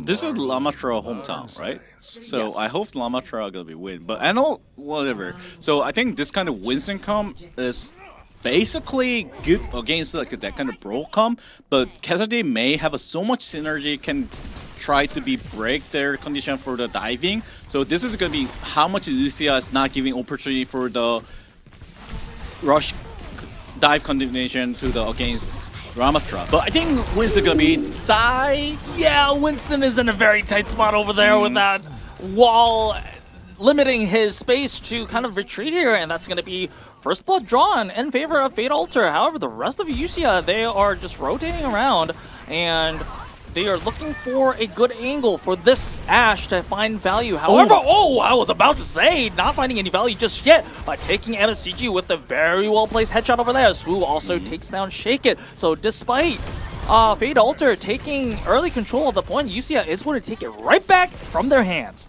Yeah, and also that rotation making so much time banking for the Winston coming back, and Winston ultimate just charge even he died, and there's a lot of advantage for the UCI can making snowball for this situation, because the broken problem on this map is if they don't kill the target, their rotation is not going to be making any valuable situation. All right, Oh, however, Swoo has to be very nice careful. Maywall. Oh, that's going to be taking down the, I guess, escape route for the side of Su, and then is going to be just punched down by Kyron. This is the second time in a row that Su has been the target, a primary target for Fate Altair. But nice payback from Jaco over there, and UCI are using their ultimates to a good value as they're picking up kills, and there's no way that Karen can turn that out. So as he was jumping down the hill over there, Jaco just finishes him off once again. Despite Su falling down first, USIA takes that for teamfight win. And also, the Batis is very... okay, this is the best way to explain. So Batis Berry have a limitation about the rotation power because Wait a second, that was a very sneaky maneuver from the side of Snooey. He was hiding on top of them, but he just slipped! He slipped! No, he's frozen as well. Yeah. Excuse me, he was frozen. That was a frozen monkey over there. And high takes down Su, and this might turn a little bit. Oh, that's a bad way to go. I mean, it was a good idea from UCIA, though. And then, wait a second, the DPS duo of UCIA just turning things around. So, multiple times that UCIA, they are losing their tank early in the fight, but however, it is going to be the rest of the members of UCIA just turning the fight, that they have no right winning. So, Lamatra, one of the problems, the Lamatra needed going forward to the enemy, try to touch the enemy, but in that time, like a street hero is good. Batis, Kiriko, and Moria. But the problem is, if you have a rotation map, if their enemy taking a rotation, Batis is going to be easy target because he has to be using drone if he want to save. But that is going to make him so much disadvantage for the situation. So that is listen like a MSG just die multiple times because the rotation timing, he's going to be easy target forever. Yeah, I mean, I was about to say. This has been a very weird round so far because multiple times UCS, they lost their tank early in the fight. I don't think there was a team fight that they didn't lose their tank first in the fight, and then still they win team fights, and then it wasn't even close. Yes, Fate Altair took the point a little bit early, but then after that it was just UCS asserting control the entire time. Yeah, and also this map is basically a lot of team using Echo Tracer because a lot of angle Echo can try to go to the dive to the enemy, and his can normally doesn't have a good angle for the doing something special. But if the Shaky making the game change situation, and also Echo nerf HP might be the issue for try to be dive condition is not gonna be exist. Can be possible, but yeah. Oh, Fate Altair, I was just a little bit late in introducing the compositions. Fate Altair is also going to play the Winston in this map, so this is going to be almost a perfect mirror, except that there's going to be Nash instead of the Tracer. Jaco taking down, beaming down, maybe, and then UCIA taking the better trade right now, so it's looking like UCIA is going to take early control of the point. But Shaky get the 80% the ultimate charge is going to be pretty important, but I think Baby there is going to have a Nano condition is much more important because Winston mirror situation, Nano is one of the biggest ultimate for the making game change, and that is making snowball for the Winston can try to control the enemy backline, and that diving is why team using Aqua at this map. All right, that was a good nano dive from the side of UCIA. That was good aggression from them. Jaco is going to be traded out by High over there, but it is still going to be UCIA taking the better trade. And Fate Altair, they have to wait for their teammates to come back. Now they have their nano of their own, so nano advantage is on their side. However, if you look at the Winston ultimates here, UCIA does have tools to fight back. But that kind of ultimate is going to be really dependent on like a Winston mechanic condition. Oh yeah, that also is kind of like a try to be too much. But I think because Winston, if the primer is not going to be like a clean mechanic, I think better to not using for it. Oh no! That's gonna be That's bullying. Okay. So that's bullying. He's just going to take down the Ash over there, and off screen it is just UCIA cleaning up Fate Altair. Before there were a lot of kill feeds. I believe that MSCG was taken down by Sunset over there. Nice still taking a lot of credit on that fight. We are already approaching final fight territory with 77% and ongoing for the side of UCIA. It's really a good fight by UCL because I think they're like really have a understanding of the map condition, which hero, which comp is going to be good for here, and rotation technology. I think Fate Archer is kind of have a limitation because they have so much like a his scan player. I think basically this map is not good for using his scan. It's meaning about the Shaken need to be try to kill the target. High has to recall for safety. Kyron still okay. Still that Petrichor is down, so this may be a start for the side of Fate Alter. However, Shaken is traded out in the process. Still, Fate Alter does have numbers advantage. Kyron needs to survive. USIA, they're not greeting for this. Yes, Jayco is going to contest, but they're USIA. They're just going to give up the point. They know that they have a massive advantage in point mileage, so they just give it up. They live to fight another day.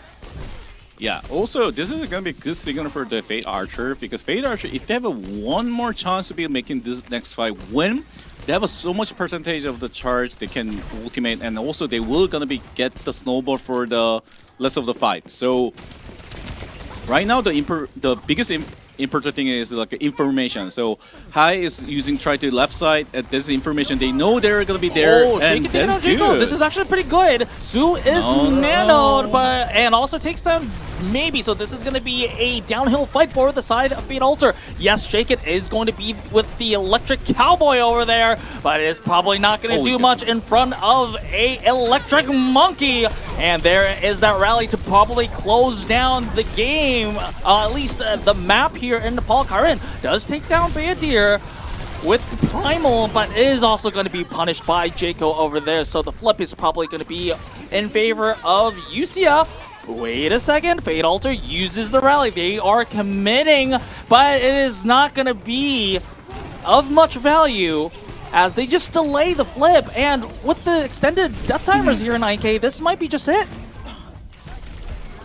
Yeah, I think one of the biggest problem at that time was like they're killed Echo and they're not really considering about the Winston dive condition. But I think that was Lucia was really sneaky diving was perfectly work because a lot of team tried to say about the team once you're using his scan with Ana break, if the break and his scan targeting dive by Winston, they both gonna be Ana can't save them in the same time. So that is making so you need to be like a separate your hit scan to be like a not be on target. So after they killed Echo, they need to be say goodbye to each other. All right. So what would you say the problem for Fate Alter here would be? Because it was a very low profile affair in Nepal here. It's just kind of like USIA. I wouldn't want to say that they just ran over Fate Alter, but they still won pretty easily. So if you're Fate Alter, would you kind of change your composition, or is it the execution that is the problem? I think first map they're using the Llama Tracom. It's very good quality, and I think this is Batis was just problem for the rotation condition, and you see are just doing the good quality of the rotation, their backline, and I think Su was just trying to be bait himself for making the other teammate rotation and was working very well. So after first fight, they have a good chance to be going to be swapped their comp to be like using much more light hero for rotation, and that is going to be probably Kiriko or Muria. But I think this time, after the second map, if they have only his scan option, I think it's going to be pretty hard. And I think Fate are trying their best to be bringing with the his scan to making the work, but it was not working because that map is so good with the Echo Tracer. Yeah, and I also have a question for you, 9K, in a sense that I've been seeing in multiple times, especially in the first round of Nepal, that USIA, they basically gave up their tank multiple times first in the fights, and they still managed to win. How do they make that happen?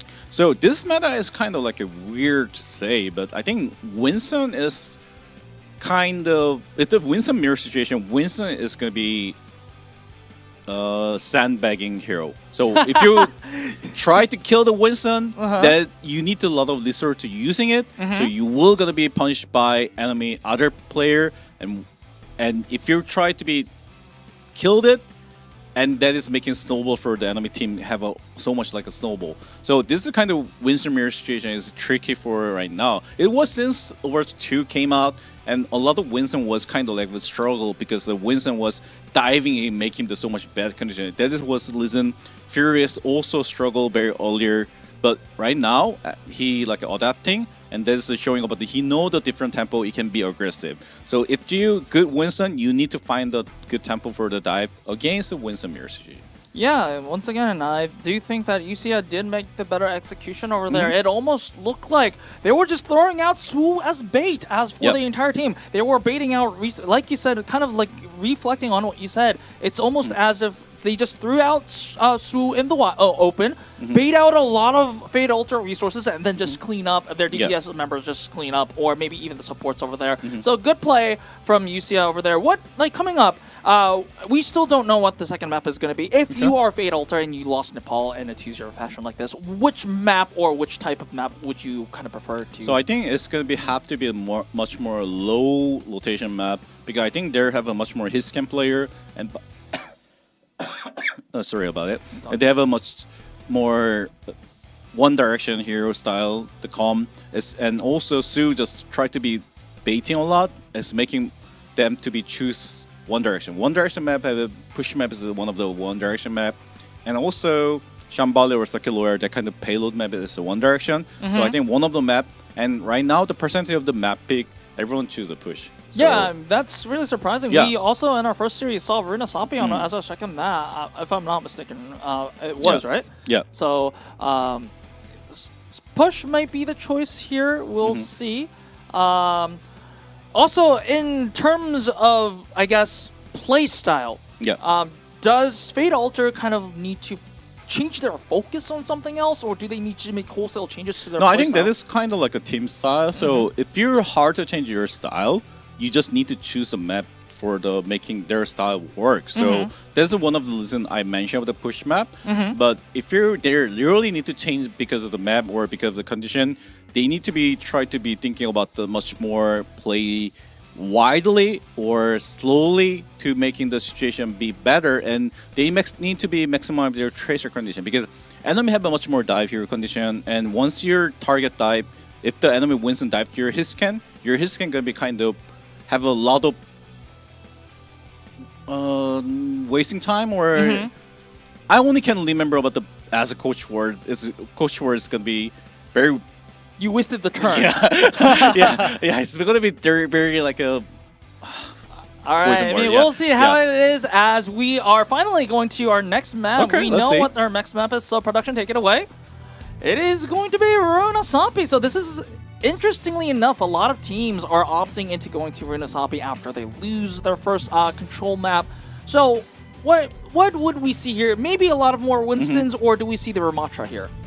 Yeah, Lamatra is never see before, because Lamatra need to touch their backline, but this map backline was so much safe zone can play, because they can so much like a far away, and they can still heal your tank and the different player.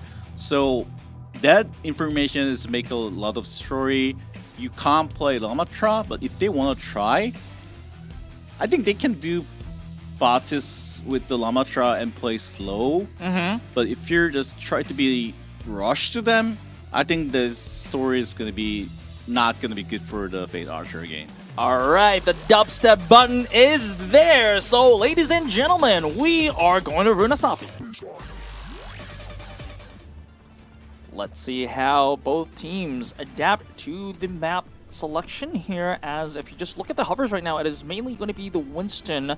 And if you see on the UCS side, they're indeed going with the Lucio Kiriko that we've been seeing in the Japanese region as well. So a little bit more of adaptation from the side of UCS. And yes, Fate Altair, they do also have the Winston, but with different partners of the Winston. Okay, so basically, Tracer Benter is not working very well from the last patch, because their damage was not enough.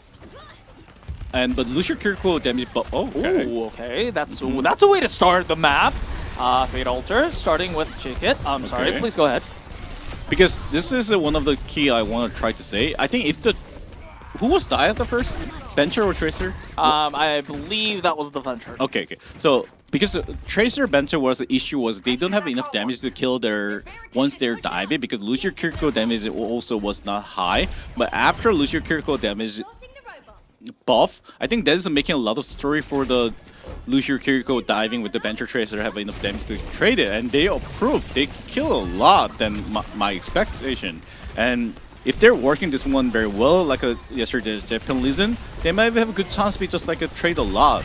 All right, once again, taking down Jaco and Sunset. So Okay. the DPS duo of USIA having a little bit of a struggle in the earlier stages of Runasapi. And as we're speaking, Fate Altair, they do take that early lead, not by a big margin, but still a effective lead as they just win that team fight. USIA, with those extended death timers, will have to reset. And yes, Su on the horizon has the Primal Rage on the horizon, but apart from that is still no ultimates, especially because the wholesale changes on the support side of UCL. Okay, this is making is kind of clean because I think if they want to try the way of okay. Oh, Sunset was angry that Shaky did take some headshot kills in the early stages of the game. Su using the Primal Rage. However, MSCG did use Nano on Karin. I don't see Karin making a lot of value from that, and it is wow. That is 1-for-1 traded in terms of ultimates, but still UCI making that better trade over there. This is one of the perfect example why the Winston mirror situation, the first Winston snowball tried to be baiting to the enemy team have a low space and low control power because of the enemy Winston. I think that was one of the good example everyone can understand. But right now, the Fate Archer right now to need to do the similar thing. They making the Karin just jump into that. Oh, that was a good pulse on to maybe. Fate Altair immediately responds with the Bob and a Primal Rage, but is struggling to find any kills as Jaco, on the other hand, off screen takes down 2. So that's 3, including the Pulse Bomb kill. So that is basically, I would say that's a Jaco carry if I've ever seen one. Yeah, I think he was doing great. And also the current, just like he wasting his ultimate, this snowball is going to be huge for the UCL. They can just making the one more fight with the no risk play. And look at this one. This is like a Winston just having it there, and now they're pushing to Winston. This ignore. Now their Winston gonna be dive with the nano. Yeah, there is that nano dive. Instantly slept. So nice sleep dart from MSCG there. However, is waking up. Needs to pop the rally in order to keep his support partner alive and also his other teammates. The rally is going to be answered with Petrichor's own one, and this fight is going to be a little bit extended. Jaco taking down High is going to be breaking the deadlock and the balance for both teams, and this is going to be the go button for UCIA to make that aggression happen. No additional follow-up kills, but Fate Altair, they have to concede a lot of space. Okay, I haven't seen any pulse bomb hit unless Jaco get the once, but I think it's still fine. So this is like a storyline. The Fate Archer is going to be like a very low chance we're going to be making the space. Oh, wait a second. Okay. That's a last minute nano onto Karin, probably to just keep him alive, but being anti-nated, he doesn't have much of a chance over there. And being 90 meters, and that was a big, I would say, that's a big nano invested into Karin, but did not pay off. The UCIA is threatening the full push. Yeah, because Karin tried to be jumping with the nano condition, but enemy Su was just having so much good space for the counter diving, and that is, I think, understand of the Winston mirror condition. UCI is just way better than the Fate Archer. Fate Archer have right now the no answer about the Winston mirror situation, so I think better to them to be just try to be targeting much more like their backline or try to be play slow. So right now, short jump is gonna be one of the key. If he was meaning for that, I think it was good. But if he just target to the enemy Ash, I think that was a bad idea. But all right, Karin here taking a small nap, but as Shake It is taking things into his own hands. Taking 2, so probably is going to be a little bit of stability for the side of Fate Altair. Karin needs to be very careful. He is under the safety of his supports, so likely, oh, that's a stick, and that is going to take it down Petrichor. So a little bit of breathing room for the side of Fate Altair. This game is far from over yet. okay, this is good story for the Fate Archer. This snowball. Ooh, also a good headshot from it. I'm sorry, Yeah. go ahead. That was a good headshot, though. fine. I mean, that was clean shot, so I also like it. So they still didn't Not group up. I think group up word is gonna be much more good for word. Okay. All right, so USIA, they do not want to relinquish control over this game. So good Nano onto Su. However, Nano target from Fate Alter is going to be the rally maybe on the Brig. So USIA decide they want to disengage. However, Su, purple but still has that Primal Rage, is going to dribble with the Shake It. MSCG saves Shake It's live, but Petrichor takes down maybe so. I mean, you can't save everyone, but still, Swoo and USIA, they are on the offensive. They are taking down MSCG. They are on the front foot. And, oh, Shake It, you are in a bad place right now and has to go to the back of the death chamber. At 119 meters, USIA is in good course to make this win happen. Yeah, I think Fate Archer was chasing was very good condition, and also UCL was in trouble because the spawn or the lot of condition was bad. But I think there's just on time Su with the nano and baiting the space and baiting the condition was so much clean. I was kind of surprised that Su doing so much great job.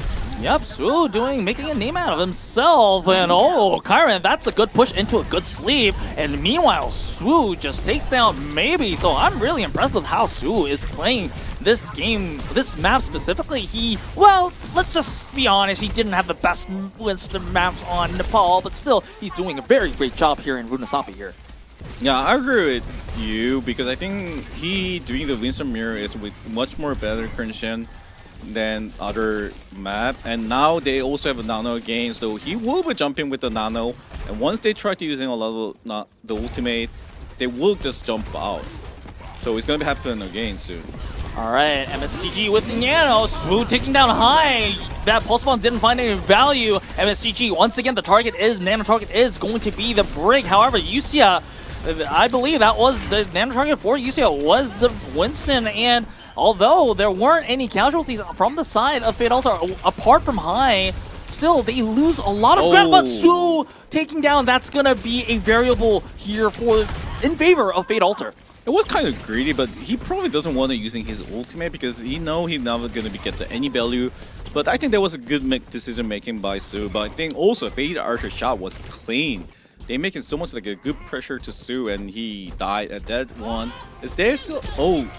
Oh, wait a second. The MSCG taken down by a deer. So this may be a comeback sign for Fate Altar, or maybe not, as if Jaco and Sunset are saying, nah, no, this is not, there's no comeback for you guys. We are approaching 1 minute, and UCL once again is... I mean, yes, Fate Altar are making small wins, like taking down 1 or 2 members of UCL. However, they're not making any meaningful progress on the card. Remember, they are all winning fights. Even though if they're winning fights, they're all winning in Fate Altar territory. They need to push the fly. And UCL, they're doing a good job in denying that. Okay, this is your best story for the Fate Archer right now. Even that he got the kill, or even he got the one more kill. Oh my. Jaco doing so great today. Yeah, I mean, Jaco already, just in Runasapi alone, that was multiple kills with that pulse bomb. I believe the previous pulse bomb was also like 2 kills or something like that, if I'm not mistaken. Oh no, wait, the previous one just had the Brig on. But before that, he had 2 kills with the Pulse Bomb as well. So this is probably almost like his 5th kill with the Pulse Bomb or something like that. So please, someone keep track. But we are approaching the final stages of this map with only 15 seconds remaining. Fate Altar, not a lot of tools to work with right now. The Nano will be on momentarily, but UCL already has both the Nano and the Primal Rage. Okay. Okay, this may be a start. Petrichor down, and also Baetier down. So this means, oh, wait a second. The Nano was already applied to Swoo. Jaco taking down Shake It. So and MSCG is also down. So this is going to be the Nano. Not going to be available for Fate Altar. Jaco doing God's work here as Fate Altar. They are pushing, but for how long is going to be the question. Swoo does have the Primal Rage to finally just make those clean happen, pushing everyone away from the car. Kyron is not having the Primal Rage yet, so he just has to fall, and that is going to be it as UCL in dominating fashion. They take Runasapi as well, and that is 2-0 already. Yeah, I kind of literally surprising about the USIA. They're doing so much great work with their nano condition and the primer condition, and also Jacob doing so much great kill and with the pulse bomb, and he doing so much great work. And their fight angle was really good, and also even they losing first fight, their decision making to the swap to the Ana break with the Ashe was kind of clean.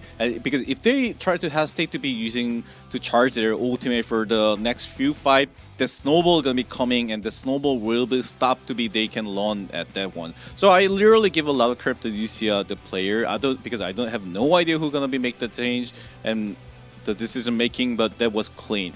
Yeah. All right. I mean, once again, like you said, a lot of credit to the decision making from the UCS side. I think that was the difference, like you said over there.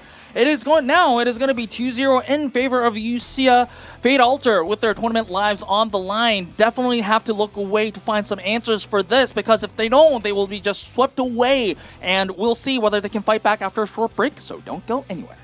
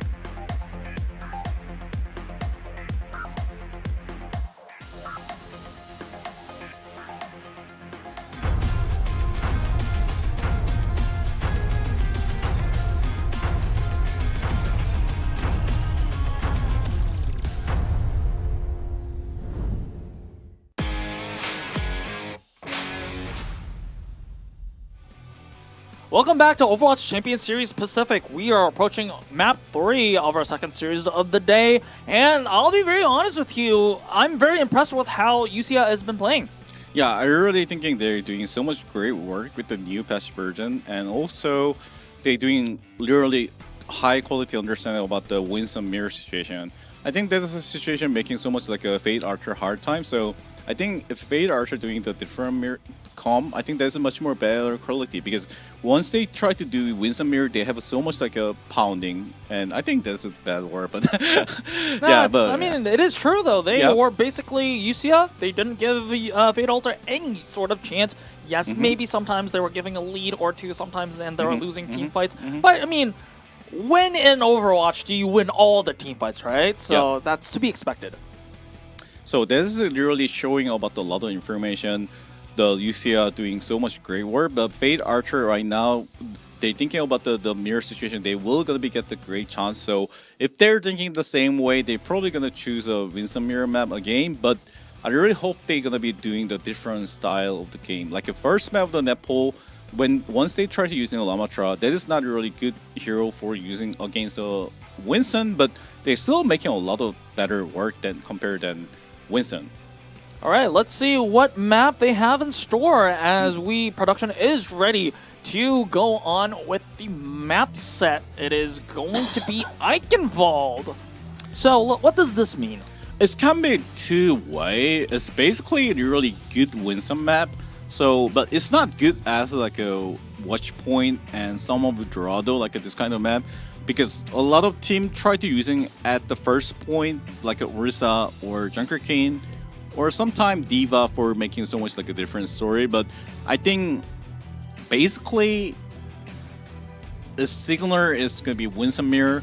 But if they try to different mindset, I think they can try to be Lamatra at the first point defense, and Lamatra first point defense with the Brick Bot, with the Cassidy and Tracer is kind of okay, and kind of okay at the first point. After first point, if they try to doing something different way, I think that's kind of possible. So I want to see what their idea of the Fade Archer try to gonna do. All right, reminder that this is a Fade Altar pick. Loser picks both side and, well, map type and map and side, but I am hearing that we're ready to go to the game. So ladies and gentlemen, we are going to Eichenwald.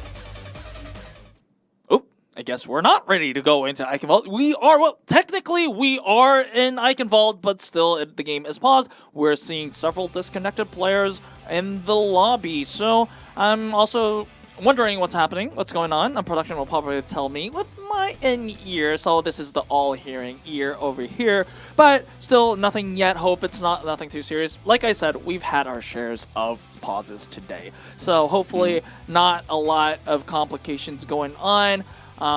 Well, usually disconnection issues means a little bit of maybe individual network issues. Hopefully it's not a server issue. But I'm hearing that two players are having trouble getting into the lobby, so they're making a new lobby.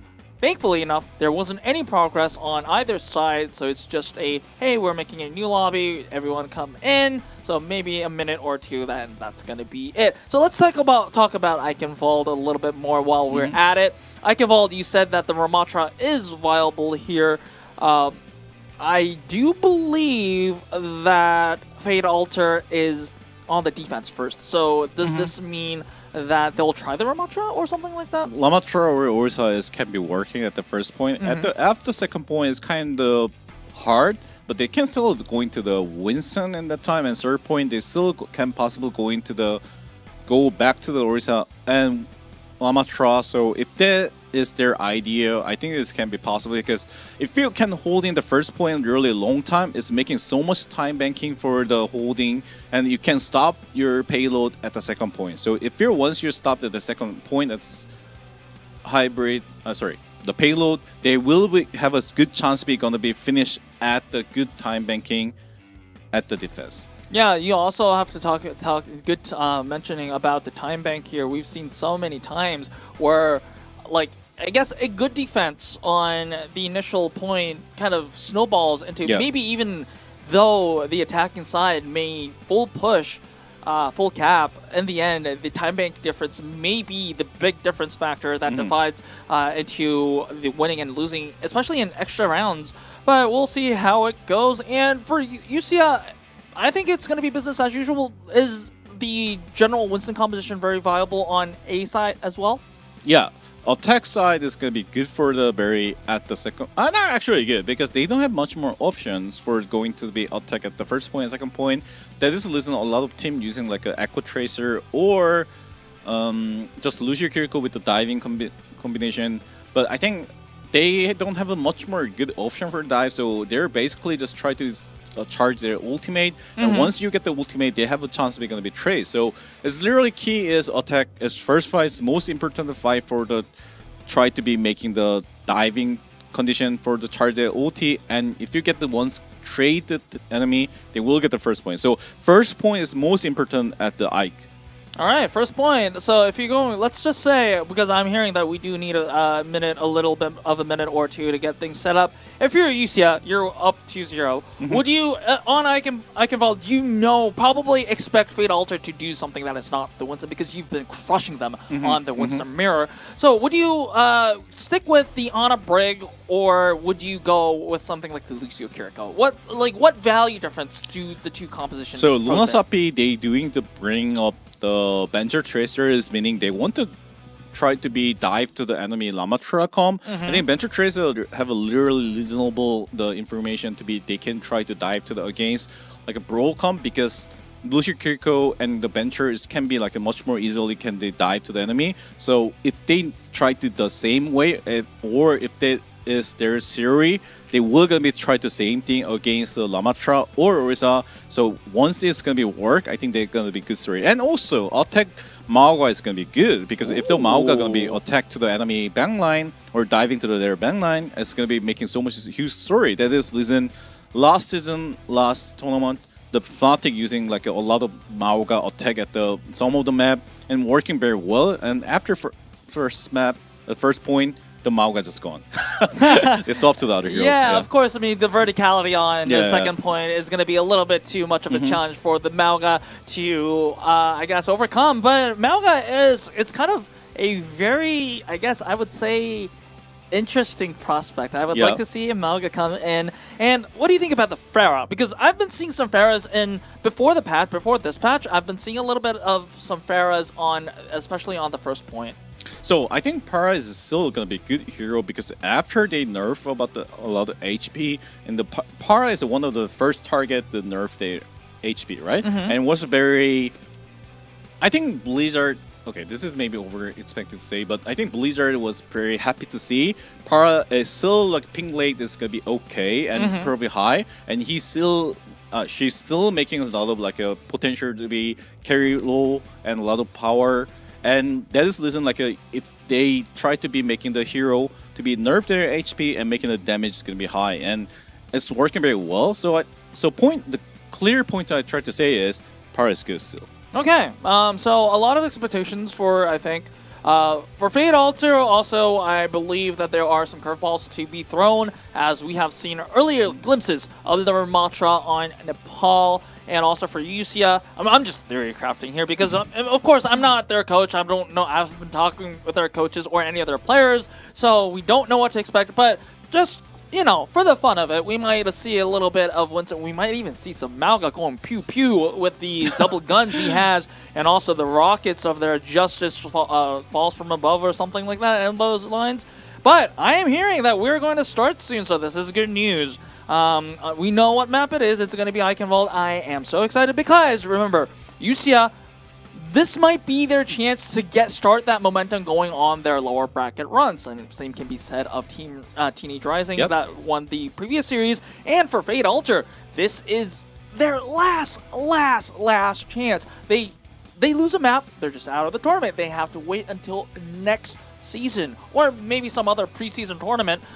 So this is going to be their last chance. Let's see if they can make it count, as we're finally back in game. Woo, that has been quite a while. I apologize for the delay.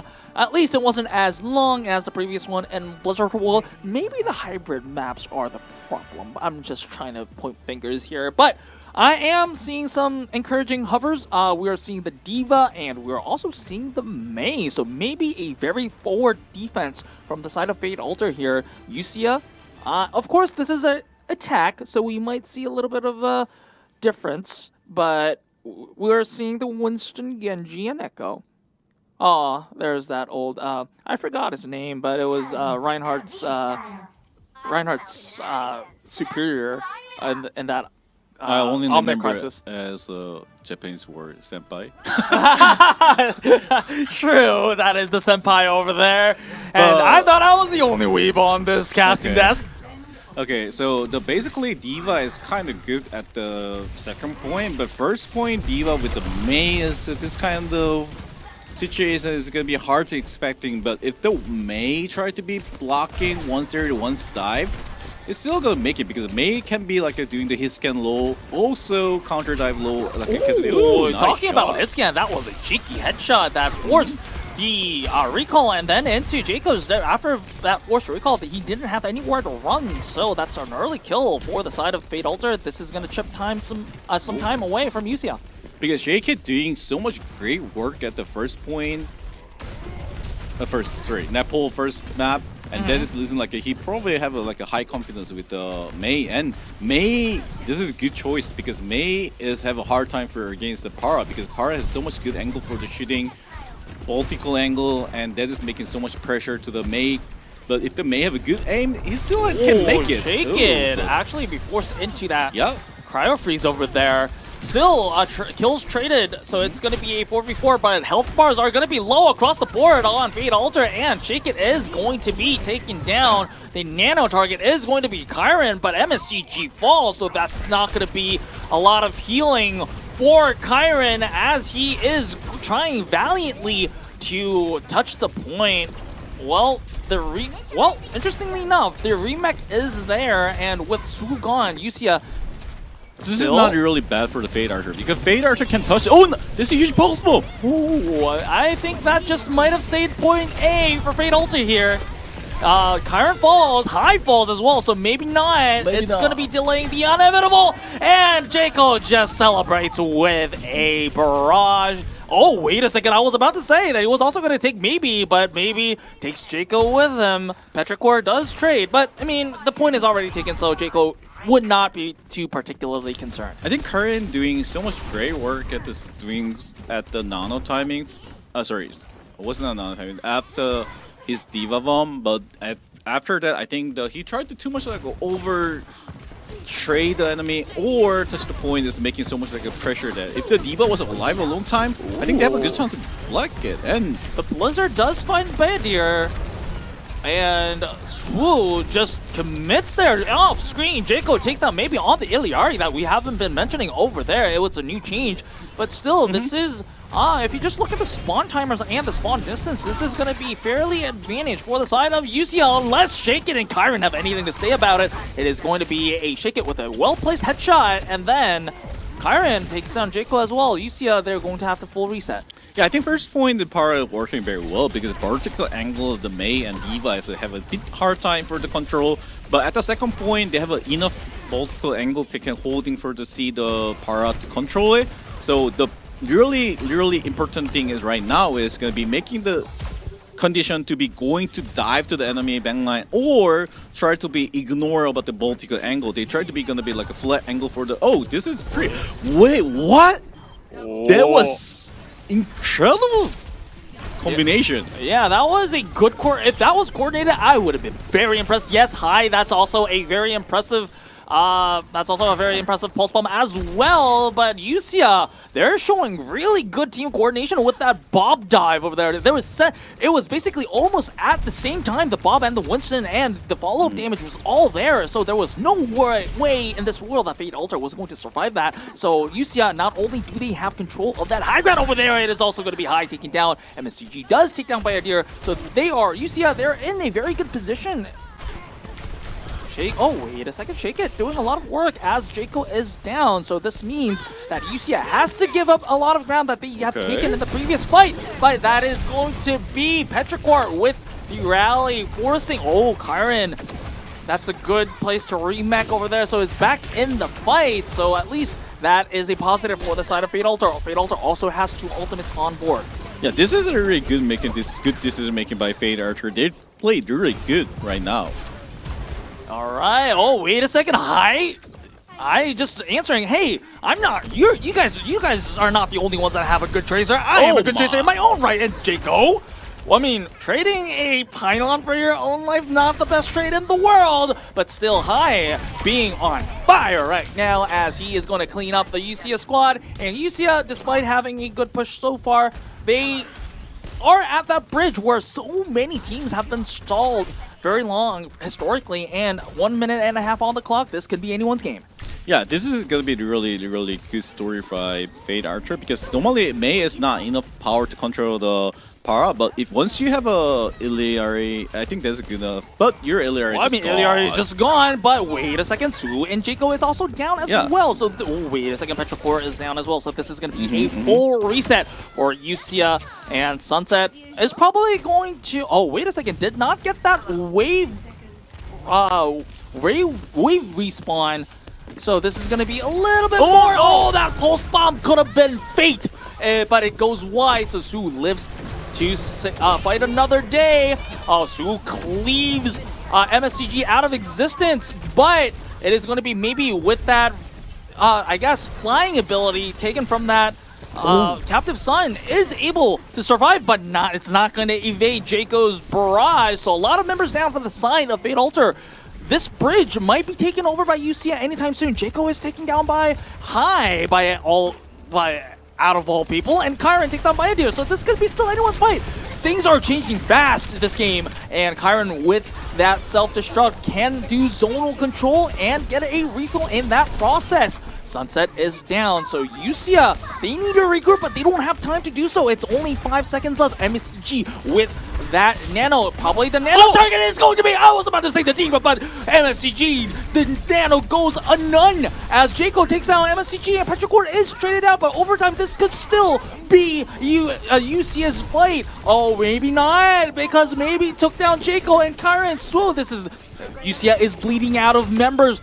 Sunset down. This means probably no more members to touch. It could have been anyone's fight, but just before the touch on point B, UCS is stopped in their tracks by Fate Altair. What a defensive setup by Fate Altair here. I think first point Snowball is really working very well, but I think they have a really good chance of holding first point much more time banking, but that is really good job by Fate Archer, because their Diva and Mei combination is probably no one expected and working very well, and because that is going to be like an anti-hero by a lot of condition, and that choice is also a great idea, and this nano cancel was impressive for me a lot. But I think the problem for here is like once you try to using like a Lucio or Ana break, they have a very bad condition by Ana, because it's gonna be same situation. Their rotation is very limitation, and that rotation time the UCS will gonna have a hard time. So the defense is not gonna have that much hard time. So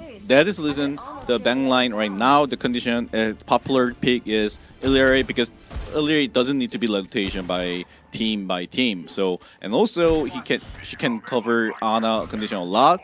So this is Ana break. It's not any more popular pick as before, because the meta is changed to be like a much more different way. But if the UCS working this kind of map at the first point defense and second point defense, they can prove it's good. Because still the first point defense, the Brig is definitely one of the good hero for the holding the space and fight. And that is Fate Archer. I love to see this one, because they're trying to dive, so they know they're going to be Winston. And this bencher Genji is going to be easy to break their Brig condition a lot. Okay, that was, I mean, I'm sorry to interrupt there, but that was a great need from the side of Fair. Instantly cleansed by MSCG though. Like you said though, I like this Fate Altair. This is a full anti-Winston composition that Fate Altair just built. We know that you're going to the Winston. Yeah. We are just going to full counter it.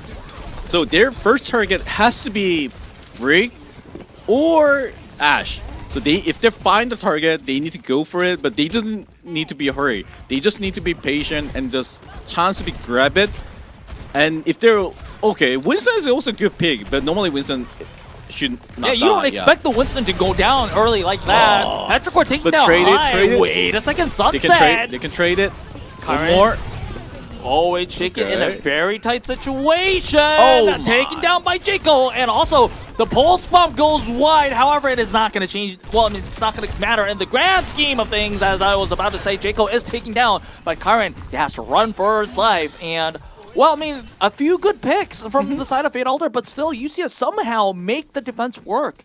I think they tried to using so much resources after kill the Winston. After they tried to kill the Brig or Ana or Ashe, like that kind of target, but they're wasting so much time for that or resource. And this is not a good story. This is not gonna be a good story. Yeah, maybe it was very low, and Kyron, despite being the recipient of that Consumer Rush, is going to go down early. Sunset and Swoo find in the kill feed, and Swoo is a very angry monkey on that high ground over there. Is High going to be survived? The answer is going to be no, as once again, Fate Altair, a failed attack attempt, even despite using ultimates here. Yes, UCIA did also use ultimates, but still, UCIA, I would take that every time of the day. Yeah, and also Jaco's swap by hero is really high quality because normally the Tracer player not coming back with the para, but if they know the condition, they're using that kind of Junker King and Venture together. Definitely the para is one of the best here for making so much hard time, and that E was clean. Yeah, that's good skill usage from the side of Jaco over there, and good point on that Farah point, 9K, because if you just look at the side of Fate Altair, there's not a lot of anti-air capabilities, so Jaco is just basically free-firing from the air, and finding a lot of value is going to be the point that UCIA, they want to full hold, they mean business. Yeah. This Pulse Bomb, if they can save the Pulse Bomb by this game, it's going to be good. But without that, the Sound Barrier is going to be not good scenario. Is taken down by Sunset. Yes, that's a pretty decent. That was a decent rampage by Pioneer Stays. All credit to Petrichor on that rally over there, and it probably made all the difference. Of course, I'm just a flex support, so I'm kind of over-exaggerating here, but saving Deer on that sliver of health was some heroics if I ever seen one. Yeah, that is heroic play. I really love to see that kind of play. And now they swap to D.Va. And now D.Va swap is kind of reasonable. And with the other Kiriko, this is much more reasonable for me. Because Lucio is not going to have a good chance to be making the Ana ability together. This Kiriko is going to be much more good chance to be making the value. Oh, High taking down early. Well, I mean, of course, it's good news that the trade is there. And also the respawn distance is in the advantage of the attack side, but still, with only 10 seconds remaining, that is a nano to Winston, and Shake it taking down. This means bad news. The tectonic shock is slipped down, and this might just be curtains for Fate Altair. Remember, this may be their final attack attempt on OWCS Pacific, and what a nice nade. Everyone on the side of UCS just making heroics one by one, and High doing what he can, but he is not going to stop Fate Altair from their fate. Shake it, final man to fall down, and overtime's bleeding down. UCIA will be going on to their lower bracket run, and we do unfortunately have to say goodbye to Fate Altair. I think I was casting last time the UCIA, maybe I'm not, but I think UCIA doing so much great work today, and Jaco and Su tried to using their hero and the situation, and also who was an Ana player, I can't remember. They're doing so much great teamwork and the meta understanding about the map, and they're trying to using like so much good condition. I think that is like a reason about that. I'm not hard to expecting who's gonna be get the PO team today, but I think that definitely giving a lot of credit for the UCIA, each player making this one today. Yeah, I think the last fight on Eichenwald A just kind of depicted that, what you just said. Everyone on the team, every member on that team just did heroics on their own. I was about to say, the fight before that, the rally was clutch. It was crucial into saving the Ana, and it snowballed because not only did they win that fight, they still had the nano. They got that nano for the next fight, which was the final fight. And Su also did a very good job on the Winston. Not to even mention the DPSs. Jaco, very clutch, and not just the pulses, but also on that Farah as well. And yeah, and the headshots from the Ashe were also very clean. So I think overall, UCIA, it was a team carry performance. Yeah, I really agree with you that this UCI coordinate and the individual player have so much good mechanic and so much like understanding of the each hero. So I think that's what deserved today. So I think next week is gonna be. I have a much more good. They're not playing next week, right? We will have to see, but probably they will play in the lower bracket. Yeah. So that is the reason I gotta be really hope to see there more, and if they're growing up more, I think they're gonna be a good chance to be on the low bracket miracle. All right, we talked about the teams long enough. Let's take who the player of the match is. So production, take it away.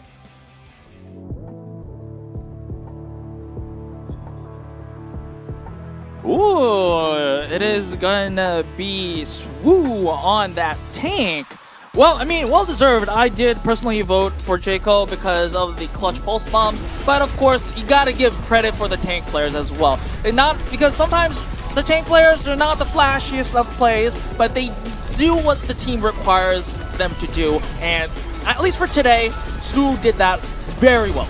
Yeah, I really think he's doing so much good potential about the showing about his Winston play, and I heard it from some of my friend. He's very young player and he has so much potential to be showing up.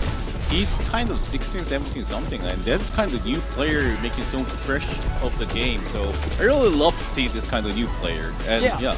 I mean, this is, I think, a lot of positives from especially the Korean player, in a sense that we've seen a lot of Korean rookie players develop in the Japanese and Pacific regions. And then, of course, I think we've seen Karu from Insomnia in the Japanese region come to Poker Face and do really well in the Korean region as well. So I think this is a good opportunity for this player to play on stage. Well, not on stage, not on a physical stage, but still, it is a big stake,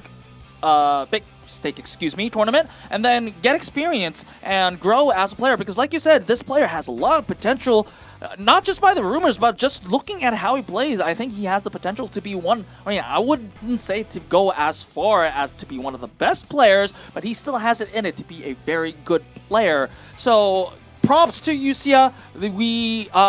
We'll expect good things from you next week or maybe even the next. But also we have to say goodbye to Fate Altair. Again, we have to credit them for just being here because before, remember, on Overwatch Contenders, they weren't the strongest team, but they still made it on the top 8 in the tournament. Yep. So although we do say goodbye, we do expect a lot more good things from you. So we hope to see you next season as well. Now we have to go to our third and final series of the day. So before that, we go to a short break, so don't go anywhere.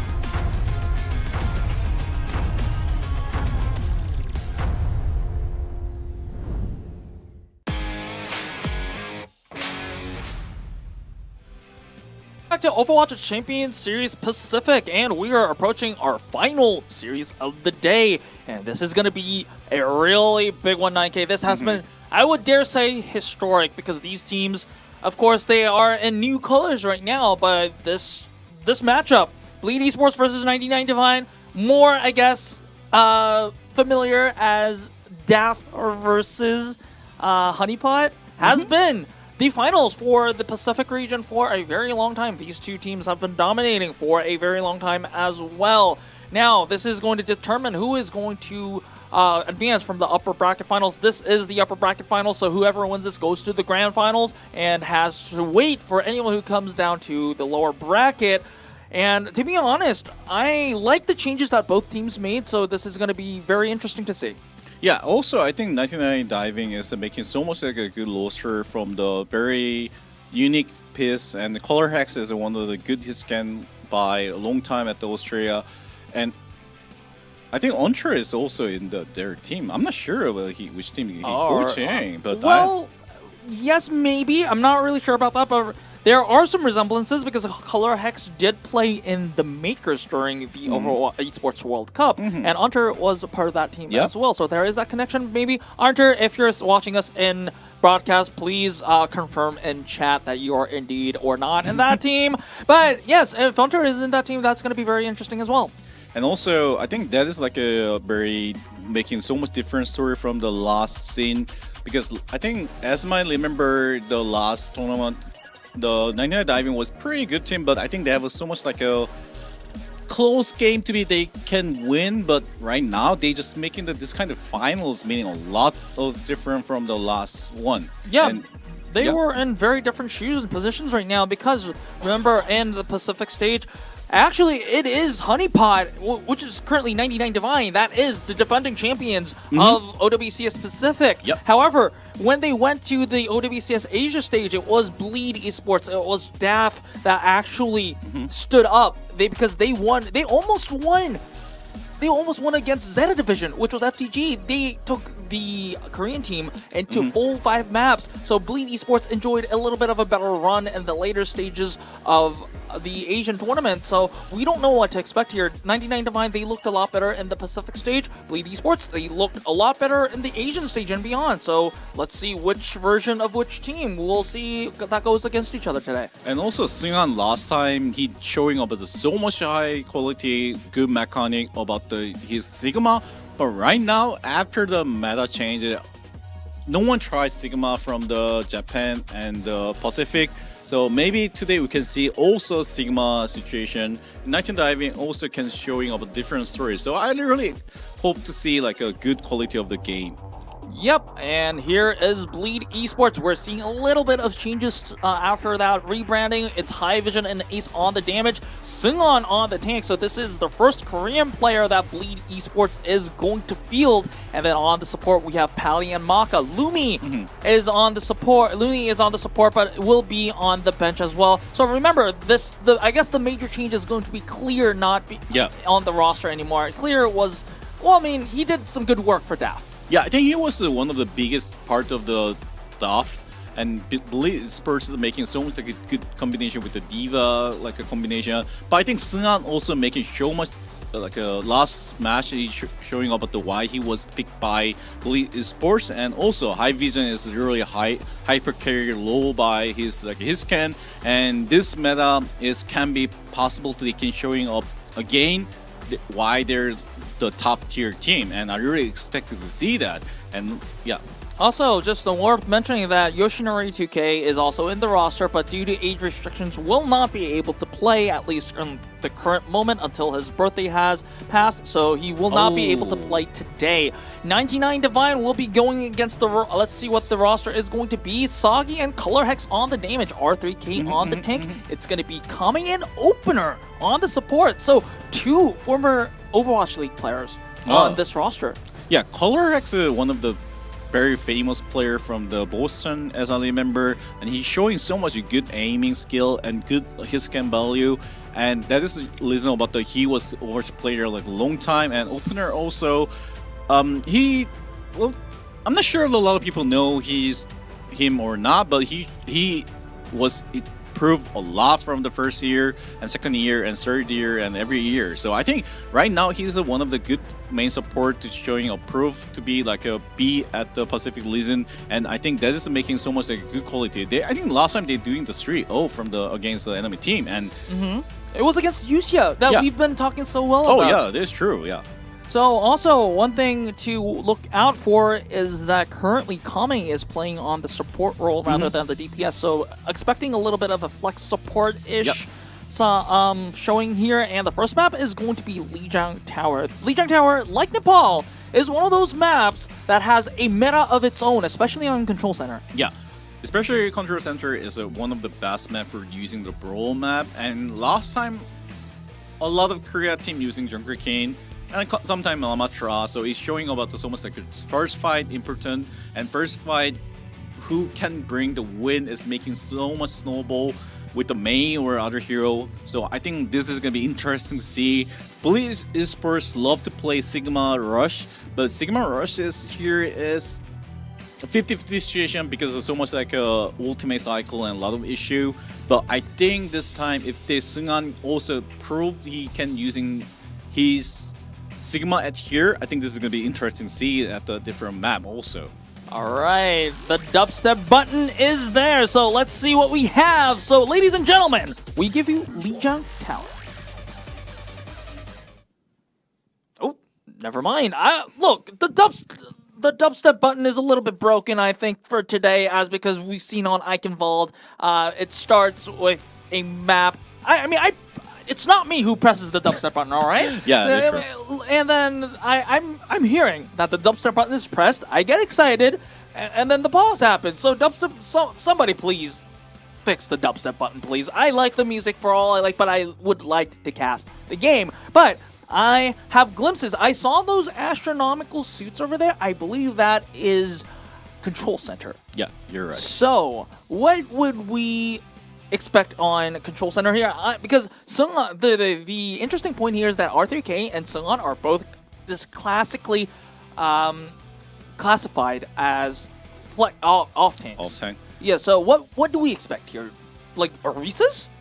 So they have 4 options. 1 Orisa, second is Lamatra, third is Junkerkin, fourth is Sigma. Oh well, we have a lot of choices here, all right? Yeah, right now. But I think basically a lot of teams using like a Junkerkin because Junkerkin have so much synergy with the fast dive to the against the enemy. And Lamatra is a problem is he is good by making the value by himself with this kind of like a close map. But the problem is like if he didn't make a value after retake situation, Lamatra is going to have so much hard time. That is the reason a lot of teams using Junker Kane, but Junker Kane also have a high risk and high return. So I think after, if we see the patch version, a lot of information, maybe we can see the Orisa again. Because Orisa Spear is tiny damage increasing is actually huge. All right, we'll see what we go. Oh, I like what I see from R3K here. We have the double pew pew guy over there. I mean, I know his name. It's just I just want to just point that out. But we're also seeing some interesting hovers from both sides as the doors are about to open. And Ace. Okay, no, I was about to say I was about to say that if R3K goes with the pew pew, then he goes with the boom boom with the Junkrat. But no, none of those shenanigans. 99 Divine going indeed with that Malga composition, and Bleed Esports going with that Ramatra. Some tank compositions that we don't usually see on other maps. So the Bleed Esports need to be get the more like a tiny space for looking for the like a damage stacking. Oh my. Oh, that is a very early kill into opener, and this is going to be a lot of utility loss for the side of 99 Divine. And Bleed Esports, they know this. They are just trying to establish control on the point. R3K still trying to just brute force through, but it's probably not going to be enough. He needs that utility from opener. Oh, but it's going to be another pause upon all the action. Bleed Esports, they are establishing a very early lead in control center here. I wonder what the problem is. I think because I don't see any disconnects on the lobby, probably it's going to be a ping issue. Probably the players, after just having a first team fight or something like that, they're really uncomfortable. I am hearing that it is the pause request came from 99 Divine, R3K. Oh, mic. R3K? Okay, the mic issue. Unfortunately, we do. Well, some kind of peripherals. Those are the things that we don't, or we're not able to control on an online setting. But the good news is that it's fixed. So probably just unplugged and plugged, and maybe it'll work. So hopefully, because that's usually how I fix my mic problems. Anyway, Bleed Esports, we're back. Team kill. Establishing early control. So I think that opening kill onto opener was really crucial in Bleed Esports establishing early control for that. Yeah, I think if they coordinate dive, they probably get the kill. But normally, like a Maoga, is fast dive is making so much like a low value because Maoga, after changing his skill to be very short time, he needs to thinking about the bit more like using like a perfect timing for that. So that this isn't like a slow diving is going to be better. All right, Maka starting things out, trying to deny any entry from the side of 99 Divine with that amplification matrix, and also is going to be covered with that beat from Pally. R3K very low, but is able to sustain for the current moment. Color Hex uses his Tectonic Shock. 99 Divine is just using everything from the arsenal, and it is going to be paying off dividends as Bleed Esports, they fall one by one, but it was a very expensive fight. Bleed Esports, I believe they only used both of the support ultimates in exchange of what, 3 ultimates from the side of 99 Divine? So, but I think this is a kind of really okay scenario for the 99 Diving because even they're using a lot of ulti because Sound Barrier, if they have it, this is going to be like a possibility to control the enemy diving, and also R3K doing so much great counter diving that situation, and I think I really want to see he doing the again. Okay. Right, it is going to be that early Blizzard from the side of Ace, and, well, that Malga is in big trouble, but he is able to run away. Oh, wait a second. That was a good headshot onto opener. Opener needs to be very careful. Ace looking for a target. Oh, it is actually going to be 99 Divine taking all those kill credits. I mean, R3K was very, very low, but is able to survive, and that made all the difference here as Bleed Esports, they are stalled one more time, and this is going to equal things up in terms of point mileage. So this fight might be the deciding factor for whether Control Center is going onto either side. 2 ultimates on the side of Bleed Esports, none yet, but the cage fight will be there, immediately used, catches multiple members. Well, High Vision wanted to just close range, he wanted to ult close range, but is going to be deflected by Soggy over there. Good job from the Genji player of 99 Divine. It's going to be, well, good usage, I guess, from R3K. That cage fight was very timely. Yeah, I think RCK doing so much great work, and look at the number of the percentage of their ultimate charge, like Segi and Colosseo get so much like an ultimate charge by one fight, and also this is one of the reasons I mentioned about why the Lamatra retake condition is so bad, because it's the Lamatra ultimate is never, and skill is never making the situation for the team. Right, R3K just got 100-0'd by the entirety of Bleed Esports, and Soggy using the Dragon Blade to just take down that drone is probably not going to be enough. The annihilation is there, but nobody on Bleed Esports. It's on the point, so they might win the team fight, but oh, that's gonna be painful for Bleed Esports over there.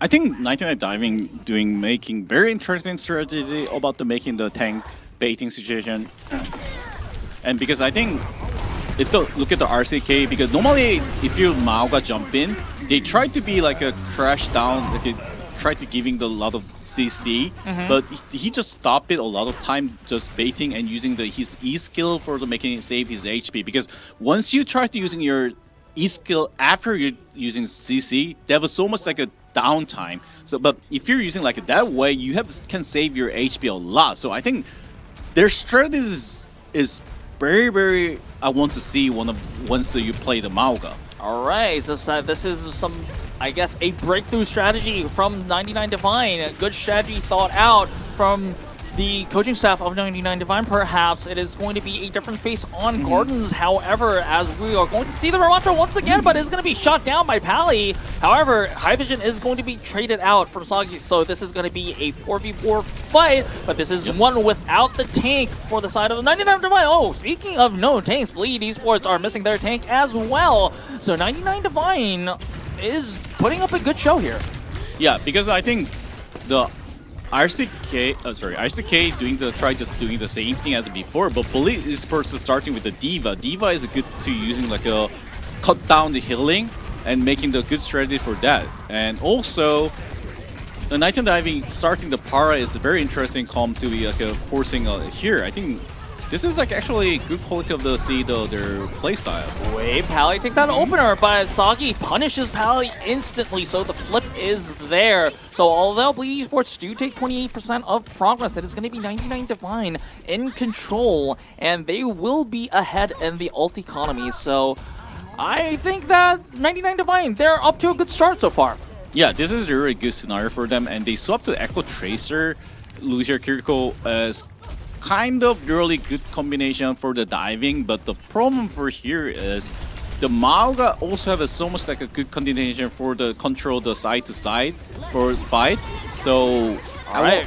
Okay. So sorry, as we speak, Makas opens things up with the Kitsune Rush. Ace's pulse bomb goes wide. Pally has to use the beat. However, no casualties either side yet. Ace the first to fall, and then it is gonna be High Vision, Maka following suit. Yes, Colorex is going to be taken out, but it's not gonna change the grand scheme of things as 99 Divine once again take down Bleed Esports. They look very comfortable and very prepared on this composition right now. Yeah, and also they swapped to the color hex to the Echo. Is the perfect timing for making his value for now. And also D.Va ultimate is kind of like a not really good ultimate for the lead taking situation, and he need to doing the same thing as like a RCK. He need to bait. Oh, that D.Va Wait a second, wow. Colorex. That was a good kill onto Colorex. This might be what Bleed Esports need in order to regain control of not just the point, but also the match in general as well. Soggy does not go down without a fight as Pally is taken down with a well-placed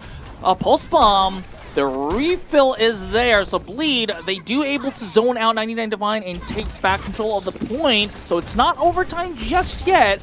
But 99 Divine, they have the tools to fight, they have the cage fight, they will be, well, that's probably the only ult that they have. That's an early cage fight if I ever saw one. And High Vision just doing Malga stuff with the duplicate here, and the own version of the cage fight is there. So despite losing 2 members, oh, never mind, I was about to say, despite losing 2 members, they still have the cage, but they don't anymore. And it is going to be 99 Divine doing cleanup duty, and while the fight was there, the flip was also there as well. So it's probably going to be up to Ace to make that desperation touch happen. I think right now the Pacific and Japan both like try to making so much coordinate diving with the goal quality, with the so much like a good like a communication level. And opener, welcome back. I mean he has been playing. Oh my, that was clean. Yep, that was a good beat and just a good showing overall from the side of 99 Divine. And with that, Gardens will be on the side of 99 Divine. They take Lijiang Tower. I was very impressed of how 99 Divine played, because I'm not discrediting Bleed Esports for anything, but they looked like they were comfortable in that win.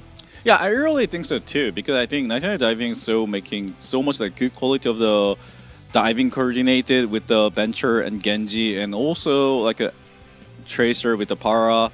And I think RCK doing perfect with the Mauga, with the new Mauga style, because players so much stick on the old Mauga, so they try to like making so much CC skill to making the tons of damage to the enemy, but I think that is very old style because you never can come back your HP to be recovering by one fight. But Yep. if you're trying to using like that kind of way, I think give it a lot of credit for the how he using the Maoga right now. Yeah, I mean, speaking of that, Malga, like, kind of elaborate on that. You usually are immune to CC while you're in the run, but you still take damage. So if you make that leap happen, that's a big delay. Yeah. And while you do that, I mean, people are going to shoot at you. So you have to force out the cardiac overdrive in order to keep yourself alive, and that's a major cooldown. So being able to save that and canceling that run jump in the middle is really smart, like you said. So. I think Bleed Esports is did not expect the the Malga over there.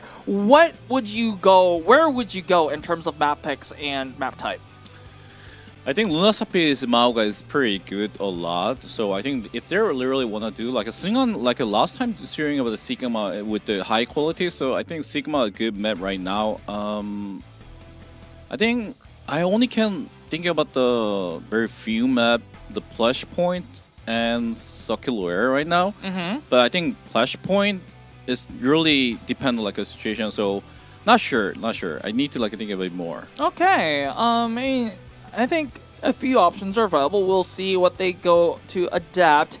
But I do have confirmation from you from chat that Hunter is actually the head coach for 99 Divine. So thank you, YouTube chat. I was looking at both chats. I'm looking at both chats, by the way. So thank you for that. You're gonna probably see this 3 minutes later, probably. But still, thank you for the information over there. Hi, Hunter. By the way, I liked your strategy of that Malga over there. So keep it up. Good work. Yeah. All right, I am still waiting for production to tell me what the map is, but still, let's theory craft a little bit. Let's just say that 99 Divine is still going with the Malga composition. What do you want to answer this with? Like, how do I gonna play against it? Yeah. I think if you have a Diva, I think it's enough. If you have, but you need to not using with the Kiriko, you need to using like Ana, because I think the Maoga right now, the ultimate cycle is gonna be really much more stronger than the enemy team, and the Kiriko is not have any like advantage against that comp, and Kiriko Diva synergy is kind of really good, only dive it, not ulti cycle, but right now the 99 diving ulti cycle is so clean using like the Venture ultimate and Genji ultimate and Power ultimate. And sometimes Maoga ultimate, and that is one of the reasons they're making so much like, a winning rate against the fight. So I think they really necessary to think about the much more ulti cycle for the fight for making the snowball. Or if you don't want to do like that one, you have two options. One is going to be making more strong dive comp, or you need to play much more slow comp. All right, let's see what the choice is going to be, but let's see what the map choice is first. It is going to be Colosseo, so interesting. I would say that's an interesting one from the side of Bleed. Let's see what they go up with. Maybe I do think that the Diva, like you said, would be possible. I'm not really experienced enough to say that whether Malga is viable here on Colosseo. What are your thoughts? Colosseum is very interesting map because this is a kind of very straightforward map, and a lot of time before the Magua is a good map at that time, but I think also Sigma is going to be good because it's long lane distance. But after the map change and a lot of hero nerf and buff, it's not going to be like a clear fight which is going to be good. But I think that is one of the reasons they choose this map, because if they wanted to sing on doing the Sigma, they will going to be doing the long range fight style.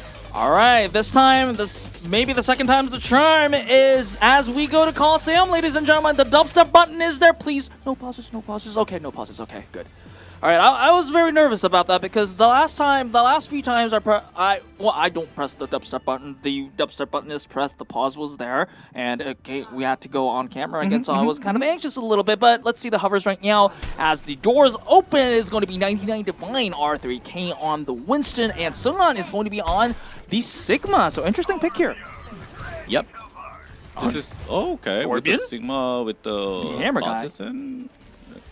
Okay, and 99 Diving using the dive comp because they know the Singan gonna be played the Sigma, and this is gonna be a good choice by 99 Diving, but they're not gonna be expecting they're gonna using the Toph and this Batis and Illy.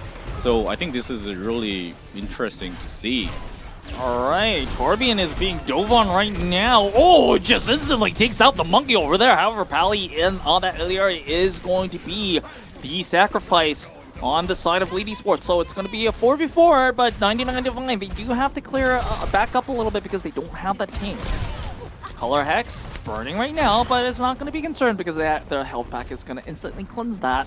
High Vision is... Oh, what a nice shot. I was just about to say that High Vision was one of the biggest reasons that they got that close against Zeta Division in the Korea region. And he just made his mark. Yeah, I think this is going to be very interesting play by Bleed Esports because they know they're gonna play Winston and this like a 12 buff and a lot of like going up and down, and even 99 Diving expecting they're gonna using the Sigma.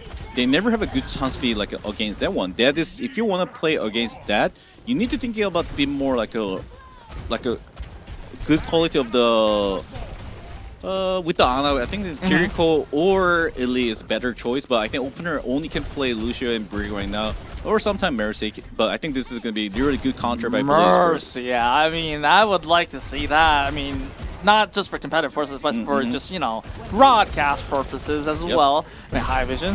Whoa, wait a second. R3K is going to be the nano target, but is instantly very low. Soggy, in the meantime, takes down Ace. So this is going to be numbers advantage for the side of 99 Divine by Bleed Esports. They decide to commit. There is going to be that Captive Sun. The Sunstruck does not find any kills. So this, and Pally is going to be punished by R3K. So this is going to be a wasted opportunity for the side of Bleed Esports. 99 Divine, they are very happy to capitalize on that.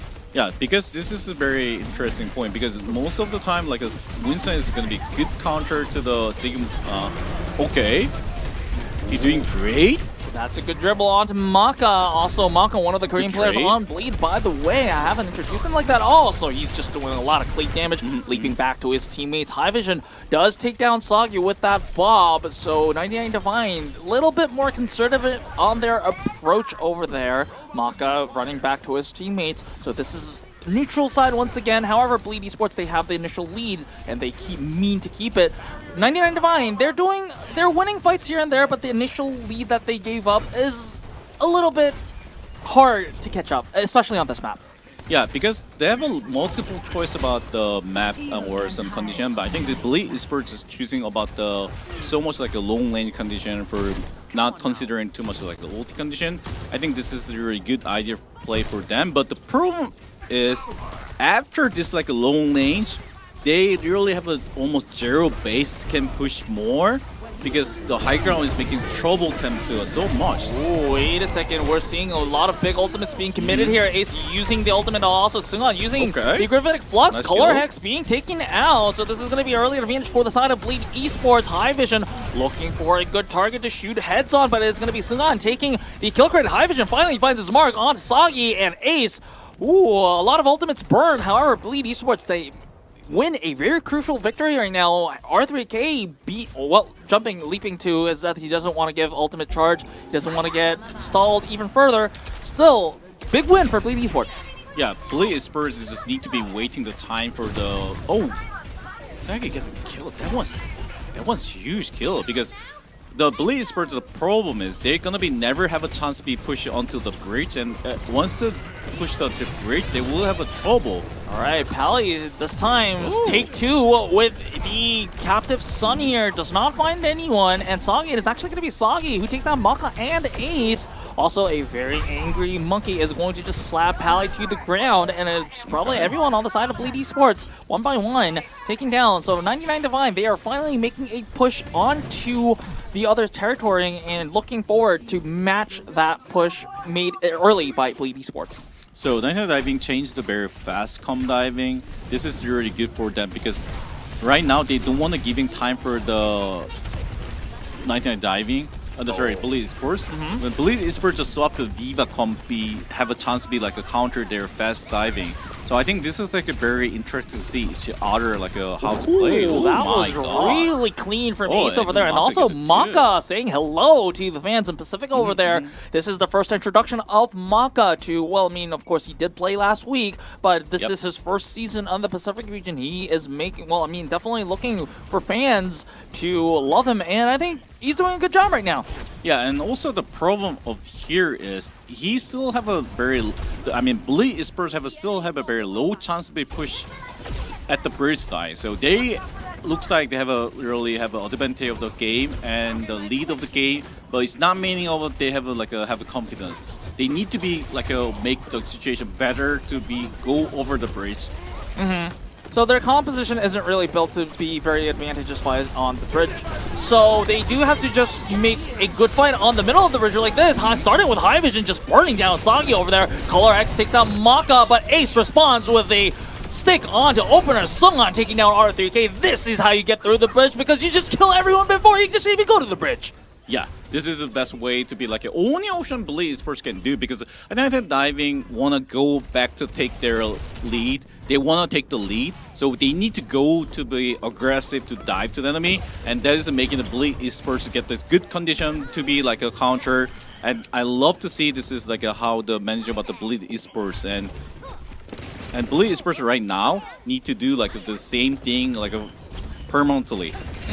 Yeah, they just have to win fights on the bridge, make a few meters on the payload. Don't greed, fall back, win to fights again on that long corridor over there because they already have the lead. They just don't have to lose any more. Pally, I was about to say just don't lose, but losing Pally early on is not going to help that chances. Maka just makes, I guess, some redemption arcs for his partner, but is going to fall. Not Bleed Esports looking in a very tight situation without their support, somehow stalling the fight, but without any healing. Oh, Sungan actually going to commit the self-destruct over there. The remake going to be denied by R3K and Sagi taking down Ace. It took them a little bit of a while, but still, Bleed Esports using their ultimates, they stalled the progress a little bit. Yeah, I think this is not a really good scenario for the Bleed Esports, because Bleed Esports, even they get a lot of kill, but they don't have any a condition for the stop by enemy. Ooh. Alright, the Cassidy copy is, well, I mean, Color X is still a very good hit scan as well. Oh, just using the ultimate just to reload, and while doing all that, the payload is going. Yeah, this is the really bad scenario for the Bleed Esports, because Bleed Esports doing so much great work before, but after they pushing onto the bridge, they need to do the same work. Oh, wait a second, Maka taking down R3K. This might be a little bit of a, well, the lead is no one lead. Everyone is the same percentage right now, the same distance. So right now, I think this is a really good scenario for the 19 diving, because right now the Bleed Esports, if they want to win, they need to go back take the lead, but their condition of the comp is really hard to go back to take the lead. So only way is gonna be a High Vision get a kill, or Sungan get the very critical kill. All right, Maka starting looking to make a pick. They do have to look for picks here, and well, 99 Divine, they know this. They don't. They just don't want to get picked, and they just disengage and then re-engage with that good beat from opener, and then it is just going to be all downhill from the side of Bleed Esports. It's gonna be a 5-0 fight for the side of 99 Divine. Maybe someone taking down one of them, but no, it's gonna be a 5-0 fight in favor of 99 Divine. Push progress is even. I don't know if Bleed Esports can contest before the push happens, but this is a prime opportunity for 99 Divine to find their lead here. And at 30 seconds on the clock here, establishing a lead may be very, very crucial. Yeah, and Diva Bomb is really bad condition for this kind of fight, because he can take a game. Oh yeah, that is nice dive. Oh yeah, 99 Divine, they start out really well, and that is a big pulse bomb from Sagi over there. Opener gives his life, however, who cares? On the side of 99 Divine, they have a team kill. They are establishing the lead, and as soon as they establish the lead, they don't need to go any further because it is already done. The timer is out, and 99 Divine, in very, very passionate fashion, they make match point. It is 2-0 already. I did not expect this when I woke up today. Yeah, I think 99 Diving changed the com kind of late to be Lucio com because they tried to want to using the Nano for the fight, but Nano is after Nano. They don't have any option for the trade it because they're basically the Bleed Esports com was way stronger to be like just have a 50-50 situation. So if they want to making the situation better, they need to go much more faster or much more slower, and they choose a much more fast comp because they need to go take back to the lead. And that is a good idea too. They trying, and Bleed Esports doing the almost perfectly good decision making to be keep the lead and keep the situation. And then after they push it onto the bridge side, I think they kind of lost to be how they keep the lead, and that is making so much bad condition. And Singan using Diva Bomb at that point is making so much hard time. All right, so a little bit of a tactical mismatch. Maybe the brilliance of Hunter is paying off for 99 Divine, but the current situation as it is, 99 Divine is threatening Bleed Esports to a shutout. It is 2-0, it is match point. Let's see if Bleed Esports can recover from this and draft a reverse sweep, because they don't have any more chances. They do, although they will not be knocked out of the tournament, they will be dropped down to the lower bracket. So let's see how they respond after a short break.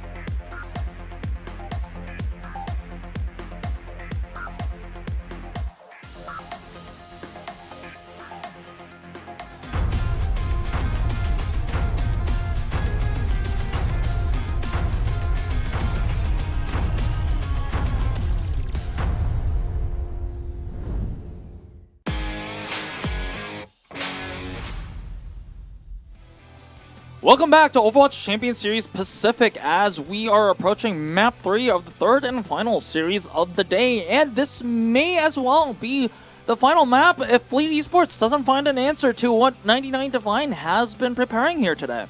Yeah, I think their calm and the playstyle is very coordinate to be understanding how to counter the enemy calm, and their swap also very perfectly good, and the map understanding was kind of clean, and that is making so much 99 Diving was very pinch point, and they come back with a very good quality. Yeah. Yep, I mean 99 Divine showing why they are the defending champions of this region, and Bleed Esports, they have come up with the map pick. Let's see what it is. It is going to be New Junk City. So what do you get out of this pick here? So after they changed the map design, not map design, what is the best word for that? Map spawn door, just change it by speed boost. I only saw one time the game, and that time I feel like not many difference, but maybe today we can see the different point from the map change. All right, I mean, Flashpoint as a game mode itself has been subject to a lot of changes, especially like the one that 9K mentioned on the movement speed front, but we'll see how those go into play as, ladies and gentlemen, we are going to New Junk City. And also, this map is really good with the Maoga. Oh, okay. They actually bring the Maoga. And Maoga, they're not going to play that Maoga. They're probably going to try to be Bencher Genji again with the Kiriko. And also, this map is if they play the same style, put the Maoga jump in, and after that, other people just try to be dive together. It's going to be good quality they can bring up. And are they going to start with this one? No. Yeah. Yep, there is that Kiriko we have been looking for 99 Divine. So 9K's Insight actually working wonders here for 99 Divine. And on the other side, it is going to be the Ramatra composition and the Torbjorn that we've seen on Colosseo once again. So this is very interesting by Bleed Esports because Ramatra Bellu is come from very close angle and close situation. But if you have this kind of Cassidy and Toph, it's meaning about they want to play more counter dive style because they probably expecting to play about the Bencher and Genji. Oh, looks like this one is interesting. Ooh, wait a second, High Vision connecting those shots, but no casualties as of yet. R3K this time 100-0 to very instantly, and Opener also down as well. Sagi does take one on Ace, but this is going to be early numbers advantage in favor of Bleed Esports. Poly also taking his share of the violence as taking down Color Hex. This is going to be 100% a Bleed Esports teamfight win, and well, yes, 99 Divine did establish 30% on the point, but it is going to be quickly equalized as Bleed Esports, they are ready for another fight in 99 Divine territory. Yeah, because this is a very interesting story why I mentioned, because Bleed Esports is supposed to be played very like a kiting style or sometimes get closer, but Bleed Esports just like a press W key for try to get closer, and that is making 99 Diving go back to the very bad position. I'd really love to see that one. Wait, Sagi diving in and actually taking down Poly, so this is a good start. Wait, not only a good start, this fight is actually pretty much over. And 99 Divine, as soon as they just lost that fight and lost that point, they regain, they come back with vengeance and win that next team fight and get that. This is a pretty back and forth team fight wins. They're sharing wins right now. But first fight supposed to be happen like this one because 99 Diving has much more brawly dive and that is really they need to be like a not afraid to be dive to the enemy target. Any single target they can kill that. And that is this is gonna be Kiriko ulti, and that Bencher flank is gonna be showing about the good quality diving. This is gonna be one of the bigger fights as ultimates are going to be used. It is going to be, oh wait a second, Sagi on that Dragon Blade, taking down High Vision. Wait, Sungan. Wait, hold your horses there as Sungan on the Annihilation takes down Chu. So this is a fairly even fight, but remember, the time, the 98%, it is going to be overtime. It is going to be contested. However, Sungan, it's, oh, wait a second, Sungan is going, oh. That finishes off Opener, so this is going to be Bleed Esports retaking the point. I was about to say, Opener lived a lot longer than he probably should have been. And my question is the opener using his ultimate? Because he's only get the 30% because I have He to did say, use the sound barrier. It did go to a lot of his teammates. Yes. Okay. So this is kind of okay scenario for the 99 diving. R3K using the cage fight, but is going to Yep. die. But it sets up Color Hex for a lot of tectonic shocks, but a lot of the area is going to be denied by Ace's ultimate here. High vision low. Oh, it's going to be finished off by Sagi. But this is a 3v3 fight on overtime in favor of 99 Divine. But Pally takes that Kame, so this might change things a little bit. And also, Sungan is there.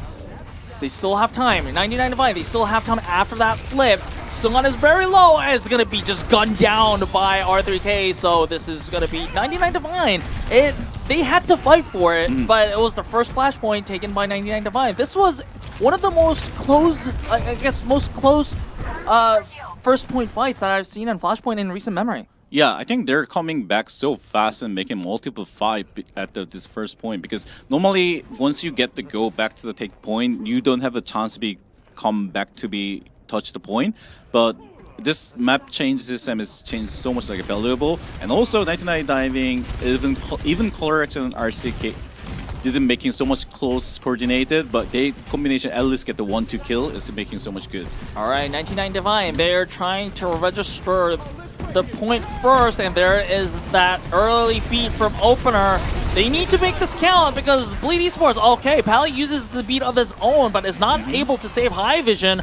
Color Hex also takes down Maka. High Vision is also down as well, so Sungan probably not going to use the Annihilation just yet. Oh, wait a second. Ace also takes down Soggy. So this might be a retake in favor of Bleed Esports. A lot of kill feeds in favor of Bleed Esports. And then Color Hex taking down late on. Wait a second. R3K is running for his life right now. And with the help of his supports, he does find a way to survive. But early point established by Bleed Esports. Yeah, I think this is like a first fight at here.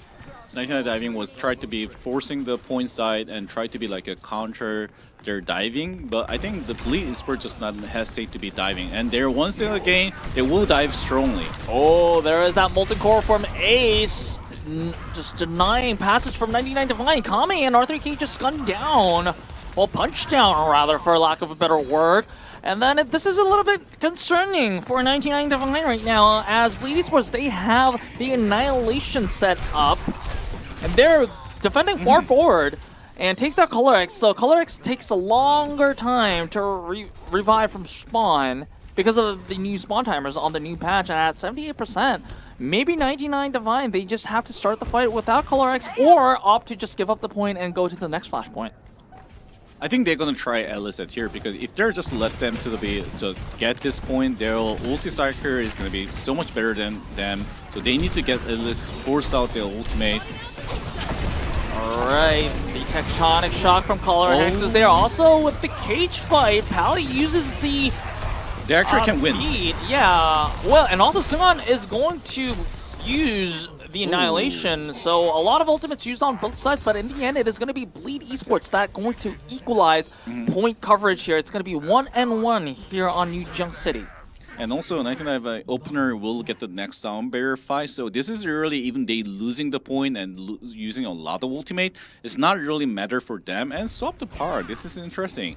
Now the Maoga doesn't need to be played very fast. They can play slow as much possible and try to be like forcing their lizards a lot, because if the Lamatra want to try to get closer to them, the power making so much value from here.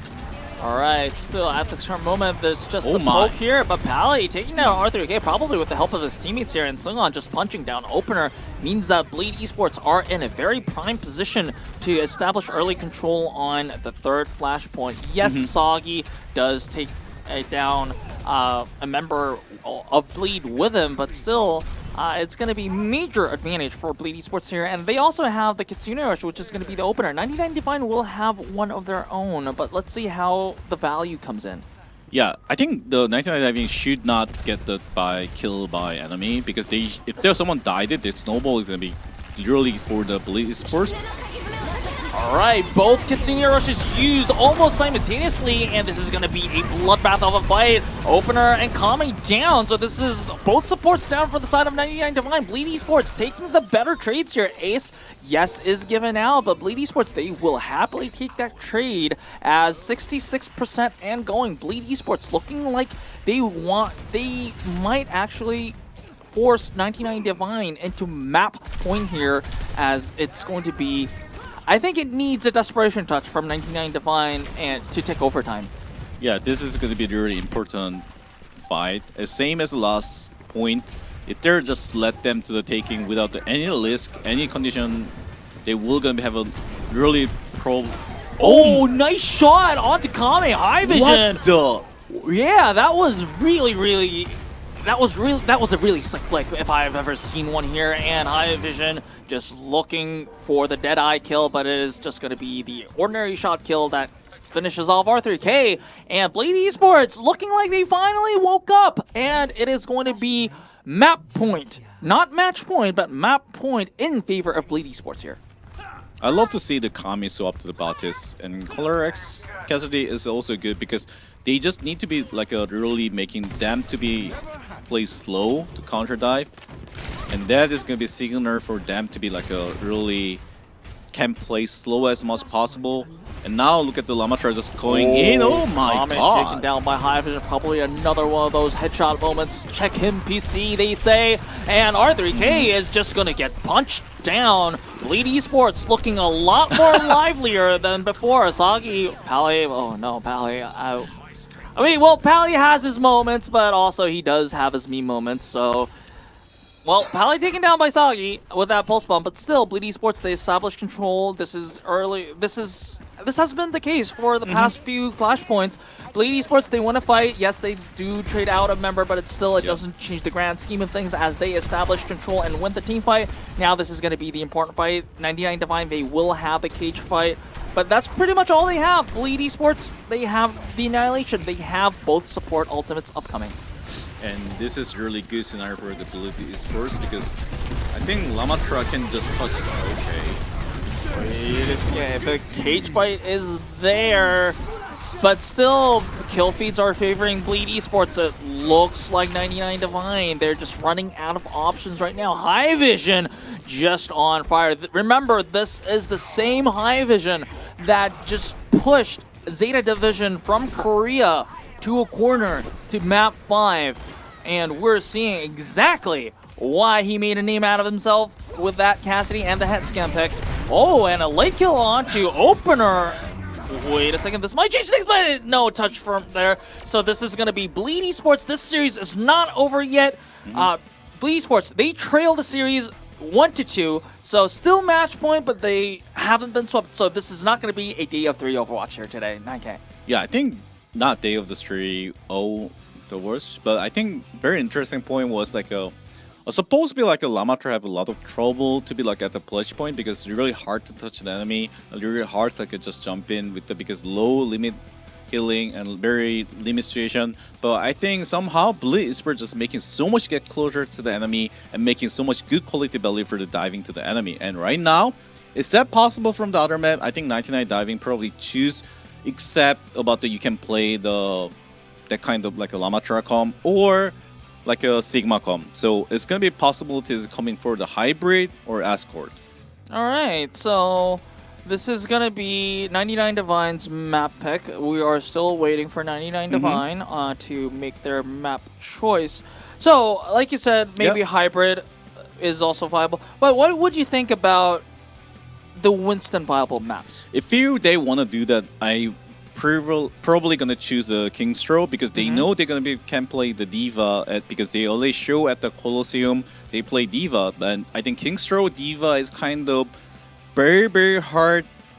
Only possibility is gonna be first point, and first point they can also using the Sigma, but both hero is only can possible to work at the first point. But if they choose a Kingstro, I think they have so much advantage for they can play the Winston. And certainly, I think they can choose possibility at the Dorado. But I think Dorado is kind of a tricky map. And I think RCK, I know he's not a Winston player, so it's going to be much more pressure to be play Dorado as a Winston. So I think basically the best map for them is Kingstro or Paraiso. All right, let's see what they come up with. I haven't been updated with any of those yet, but I do have an update for you guys. I've been seeing on chat on what the patch is and whether Juno is going to be available. So the answer is that this is indeed in the live patch. So a lot of the balance patches, the death timer patches from the system are all there, but Juno is going to be unavailable for the duration of until further notice. I believe for Korea and Japan, it is going to be the playoffs, and at some point, we do need the professional teams to prepare with Juno. So, not going to be available for at least for the current moment. We will be also updating you on when these characters will be playable. So, I hope that was some information for you that you guys needed. As I'm still waiting for the map, well, Hunter, you are taking quite your time. And I saw the map, and that is very interesting point. Hunter has so much confidence to choose this map. Ooh. And by the way, let's try to talk about the live patch version, because when I was a player and I have a team, we literally just play the live patch version. And one of my experience at the final, the day of the final, Ana just came out. And our playstyle was really, Ana was critical to us, and we just losing to the enemy team. And that's one of the reasons, like, I think very reasonable to be not choose a new hero at the new, even that is live patch. All right, so I guess props to Comp Ops for making those, I guess, restrictions alive right now. Of course, I know that you want to see Juno right now, right here, but we'll have to wait just a few weeks, and then we'll be able to see them on the stage. Well, not on the screen, rather. But before that, we finally have our map, so production, please take it away. It is going to be Dorado. So you did see a sneak peek, and you were saying that Hunter is very confident. So probably this means that they're forcing a Winston fight. Yeah, I think this is a Winston fight. This is definitely to force it, because I think I tried to mention about the first point Kingstro and first point Kingstro, Sigma and Diva as both can be work, and second point, third point is possible to work. So I think the 99 diving tried to be avoid to be possible to choose that kind of any hero, and because Dorado, Diva can possibly work at the first point. All right, let's see what the teams come up with. It is 1 and 2. So Bleed Esports trailing. Ladies and gentlemen, we go to Dorado.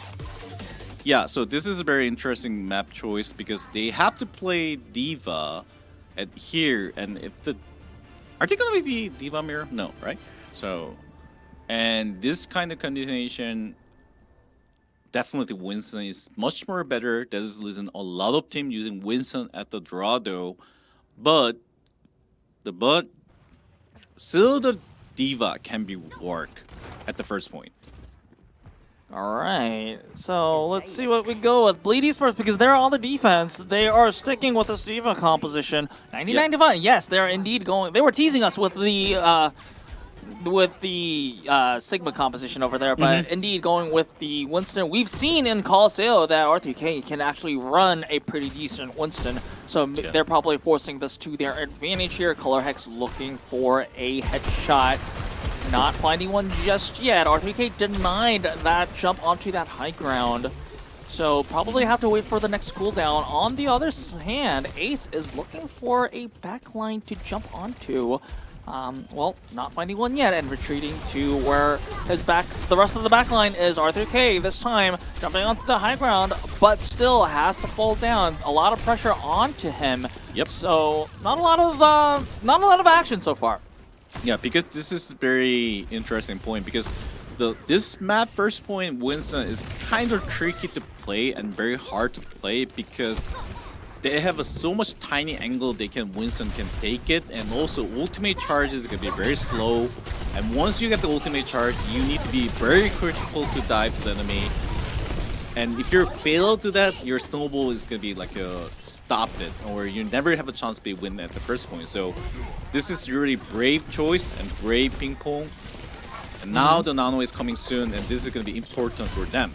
All right. Oh, wait a Alright. second. Color X taken down, but Soggy takes down punishes High Vision for his sins, at least for his team. And that's the Nano that we were talking about, but 99 Divine, they don't have a Winston to Nano, and the Kame doesn't have the Nano just yet, and Maka, so he can save his Nano for when Kame uses the Nano on R3K.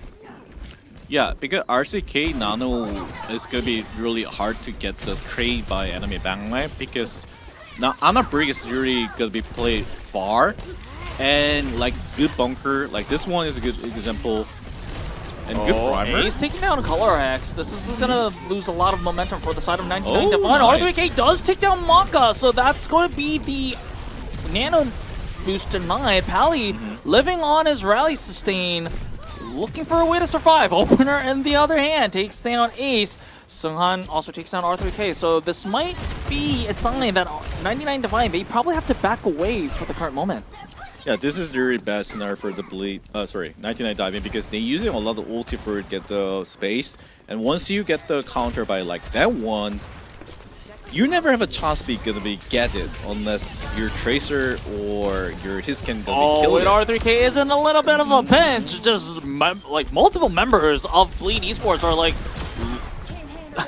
we're looking for blood on that R3K monkey over there.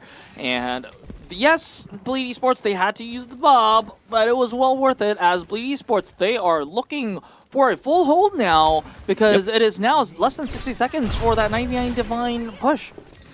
Because this map is Winston is really hard at the first point. Only high quality or good Winston can making the game winning, and I think RCK is not ready for that.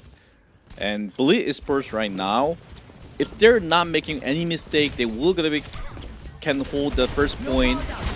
But there is that nail from Maka to Sunghan over there, and instantly gets a lot of value with it with 3 kills on the board, and with 30 seconds and a stall kill onto R3K, this might be a series of desperation touches from the side of 99 Divine. And remember, when you're doing on desperation touches, you have to risk your life for just that touch, and Soggy is just trying to do a dance with Ace and does take that kill, but will it matter? And that overtime touch is there, so maybe they get out something from it. Color Hex is down, so this is a 4v4 fight. Maka taking out very low. Pally isn't able to save his Sunghan also being purpled right now. However, the kill feeds are in favor of Bleed Esports. 99 Divine a fall. R3K trying his very best to stay alive and pushing members away from the payload while himself staying at the payload. But Ace is going to send a farewell package with a pulse bomb, and this is going to be a full hold for Bleed Esports. After they woke up on Yuzhong City, they are looking very strong. yeah, I think this is supposed to happen before, and also this is kind of greedy map choice because if they play this map, you're supposed to play defense first because attack is much more complicated. But I understand why they choose attack because most of the team has experience. Attack is better to be considering play much more easier than the defense. But I try to say it so much complicated because my brain not work for that. But I think attack choice is very basically for the lot of team if you have experience at good team. But this choice is not gonna be good for them right now. And right now, but still they have a good chance to be defense because Winston is really good hero for the defense at the first point. But once you making the one mistake, your Winston is gonna be bye-bye. Yep, I mean, and I think with Pally on that Zen pick over here is trying to make life very hard for R3K on that Winston as well with the Discord orbs there. But like you said, they do have a win condition, a fuller hold, but it's going to be quite the task because maybe, I don't know, a team fight and a half might be all it takes for Bleed Esports to just stroll through and equalize the series right now. Are they gonna try Janet there? Okay, Let's good see. rotation, but the Tracer can be touched the point.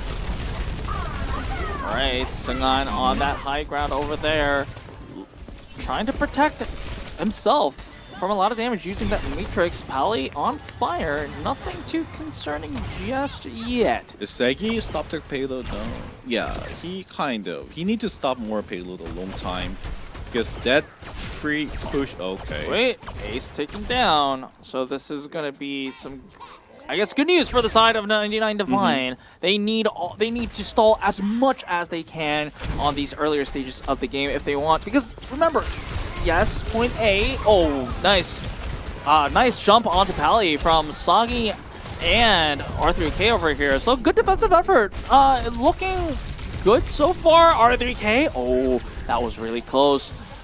Soggy also taking down Ace. So Bleed Esports looking like they're a little bit disoriented at the current moment on the offense right now. Yeah, I think that was Janata was kind of okay to try, but once you get feel like that, you will get so much like a snowball. And this is one of the good example for the how they play. And right now, once they get the nano, they doesn't need to dive with the nano. They only need to be waiting for nano to counter their space. All right, they just want to use the nanosecond, as if I understand correctly. Bleed Esports, they're looking for a breakthrough. Sun with that nano might be the key here. Oh, trades, multiple trades here and there, but in the end, this is going to be a Bleed Esports team fight win, at least for the current moment. 99 Divine, they're backing off for what may be the last fight on Dorado. Any kills, any stagger kills at this stage of the game is going to be very, very crucial. However, it looks like 99 Divine, they do have one more fight in them. 1 minute and a half. R3K still has the Primal Rage. Oh, no. Oh, 4 minutes and 4.5 meters. Color takes out Ace. So this is going to be a ripple that may snowball into something really big. That's also a big nade into the multiple members on Bleed Esports. So Bleed Esports, they have to fall back, stabilizing a little bit for 99 Divine. They have now 99 Divine. They have the Bob. They have the Primal Rage. They also have the Rally as well. Whereas Bleed Esports, they will have the Bob incoming, and they have the self-destruct. And right now, the RCK Iffy using his primer perfectly. All right, High Vision starting up with the Bob. R3K He almost got it. Slept, but is going to be at least safe for the current moment. He is going to be healed up by his teammates. High Vision used the Bob, but doesn't find any kills. Remember, they're only a few meters away. R3K takes down Maka. That's going to be a potential nano going to be denied. Color Hex also falls, but not before the Bob is dropped. R3K takes down Pally. Oh my goodness, this defense actually might work. 33 seconds. High Vision, yes, they might have a second chance to 28 seconds. This is going to be a very close one, 9K. Oh, okay. This is very, very interesting to see because they have a nano each other, and D.Va have much more potential to kill the enemy once you get the nano, but Winston can hold almost permanently enemy. So I think this is a 50-50 by tank. It's going to be much more by Tracer. This is going to be R3K on the nano. R3K takes down High Vision. This is going to be really big. Soggy also taking down Maka with that pulse bomb. This is going to be the start of the end for the side of Bleed Esports. Yes, Sungan is going to use a self-destruct, but is going to be denied that remake. R3K, 99 Divine, they will do it. They are going to the grand finals. They take down Bleed 3-1. It was I will not say that was the cleanest of attack from the side of 99 Divine, but it is going to be the fuller hold that closes down the series. Yeah, this is one of the biggest reasons why the strong team choose to attack, because you will easily can calculate to the defense, but the first point payload stop at the fountain, and well, not even fountain, and that is literally almost impossible to making the stop. And I think somehow they're doing so much great work, and that is making so much advantage of the game. I literally giving a lot of credit to 99 Diving, how they play and that critical way to play, and that is one of the reasons this is why the Winston map, and they're doing so much great work. And I heard that RCK was not expected to be played the Winston before. He is almost a first tournament, he played as a Winston, and that's reason like giving a lot of credit for him and other player also. Yeah, I mean, like I said, R3K, he has been on DAF before. He has been during his time at DAF, he was usually the Sigma specialist for this team, and just a lot of wonders. It opens him being able to play the Winston on a serviceable level means that it opens up a lot of tactical selections, especially because Singon is not necessarily known as a Winston player. It opens up a lot of tactical options against Bleed Esports specifically. But before we go into any of those details, we have the player of the match prepared. So production, please take it away.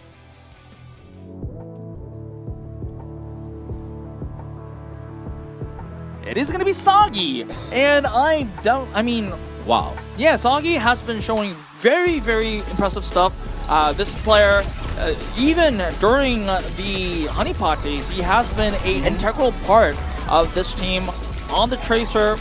Well, his pulse, there was some huge pulse bombs here. Yeah, I think so. He making so much like a good quality of the Tracer, and I can't remember who was his partner last time, but I think this time he doing so much like a good Tracer against the enemy team, and wow, he doing the Genji and Tracer, and even the lot of pulse mode. This pulse mode was incredible. Yeah, this one was really important because it denied the Nano. Malka was about like 80%, 87% or something on that Nano, and that timer being so low, no time being there, that might actually have been the difference maker here. And as we are seeing the results of today, it was not a day of 3-0s, but it was a relatively quick day with Teenage Rising sending Goon Squad, eliminating them from the tournament. The same can be said for USIA taking down Fade Altair. It is actually the right side teams taking dominance today as 99 Divine. They go straight to the grand finals by taking down Bleed Esports 3-1. Yeah, this is very interesting match and very fun to watching, and because I know the score is not like a really high score or something like that, but as a strategy-wise, the Colosseo was very interesting. See, the Bleed Esports bring up very good counter comp, and 19 Diving just swap it. And also, third map was like they tried to be Lamatra with the very aggressive Lamatra, and then now on, they doing very good job. Oh yes, and if you just look at the bracket right now, we've seen that we've already sent 2 teams home. Next week we will be sending, I believe 2 more teams home as Teenage Rising goes against Full House. This is going to be an interesting one. We remember Full House is the one, if I remember correctly, this is the one with Who Are You with it. So this is also going to be some of a nostalgic moment for some of these earlier competitive Overwatch fans. And then USIA is going against Team Cat.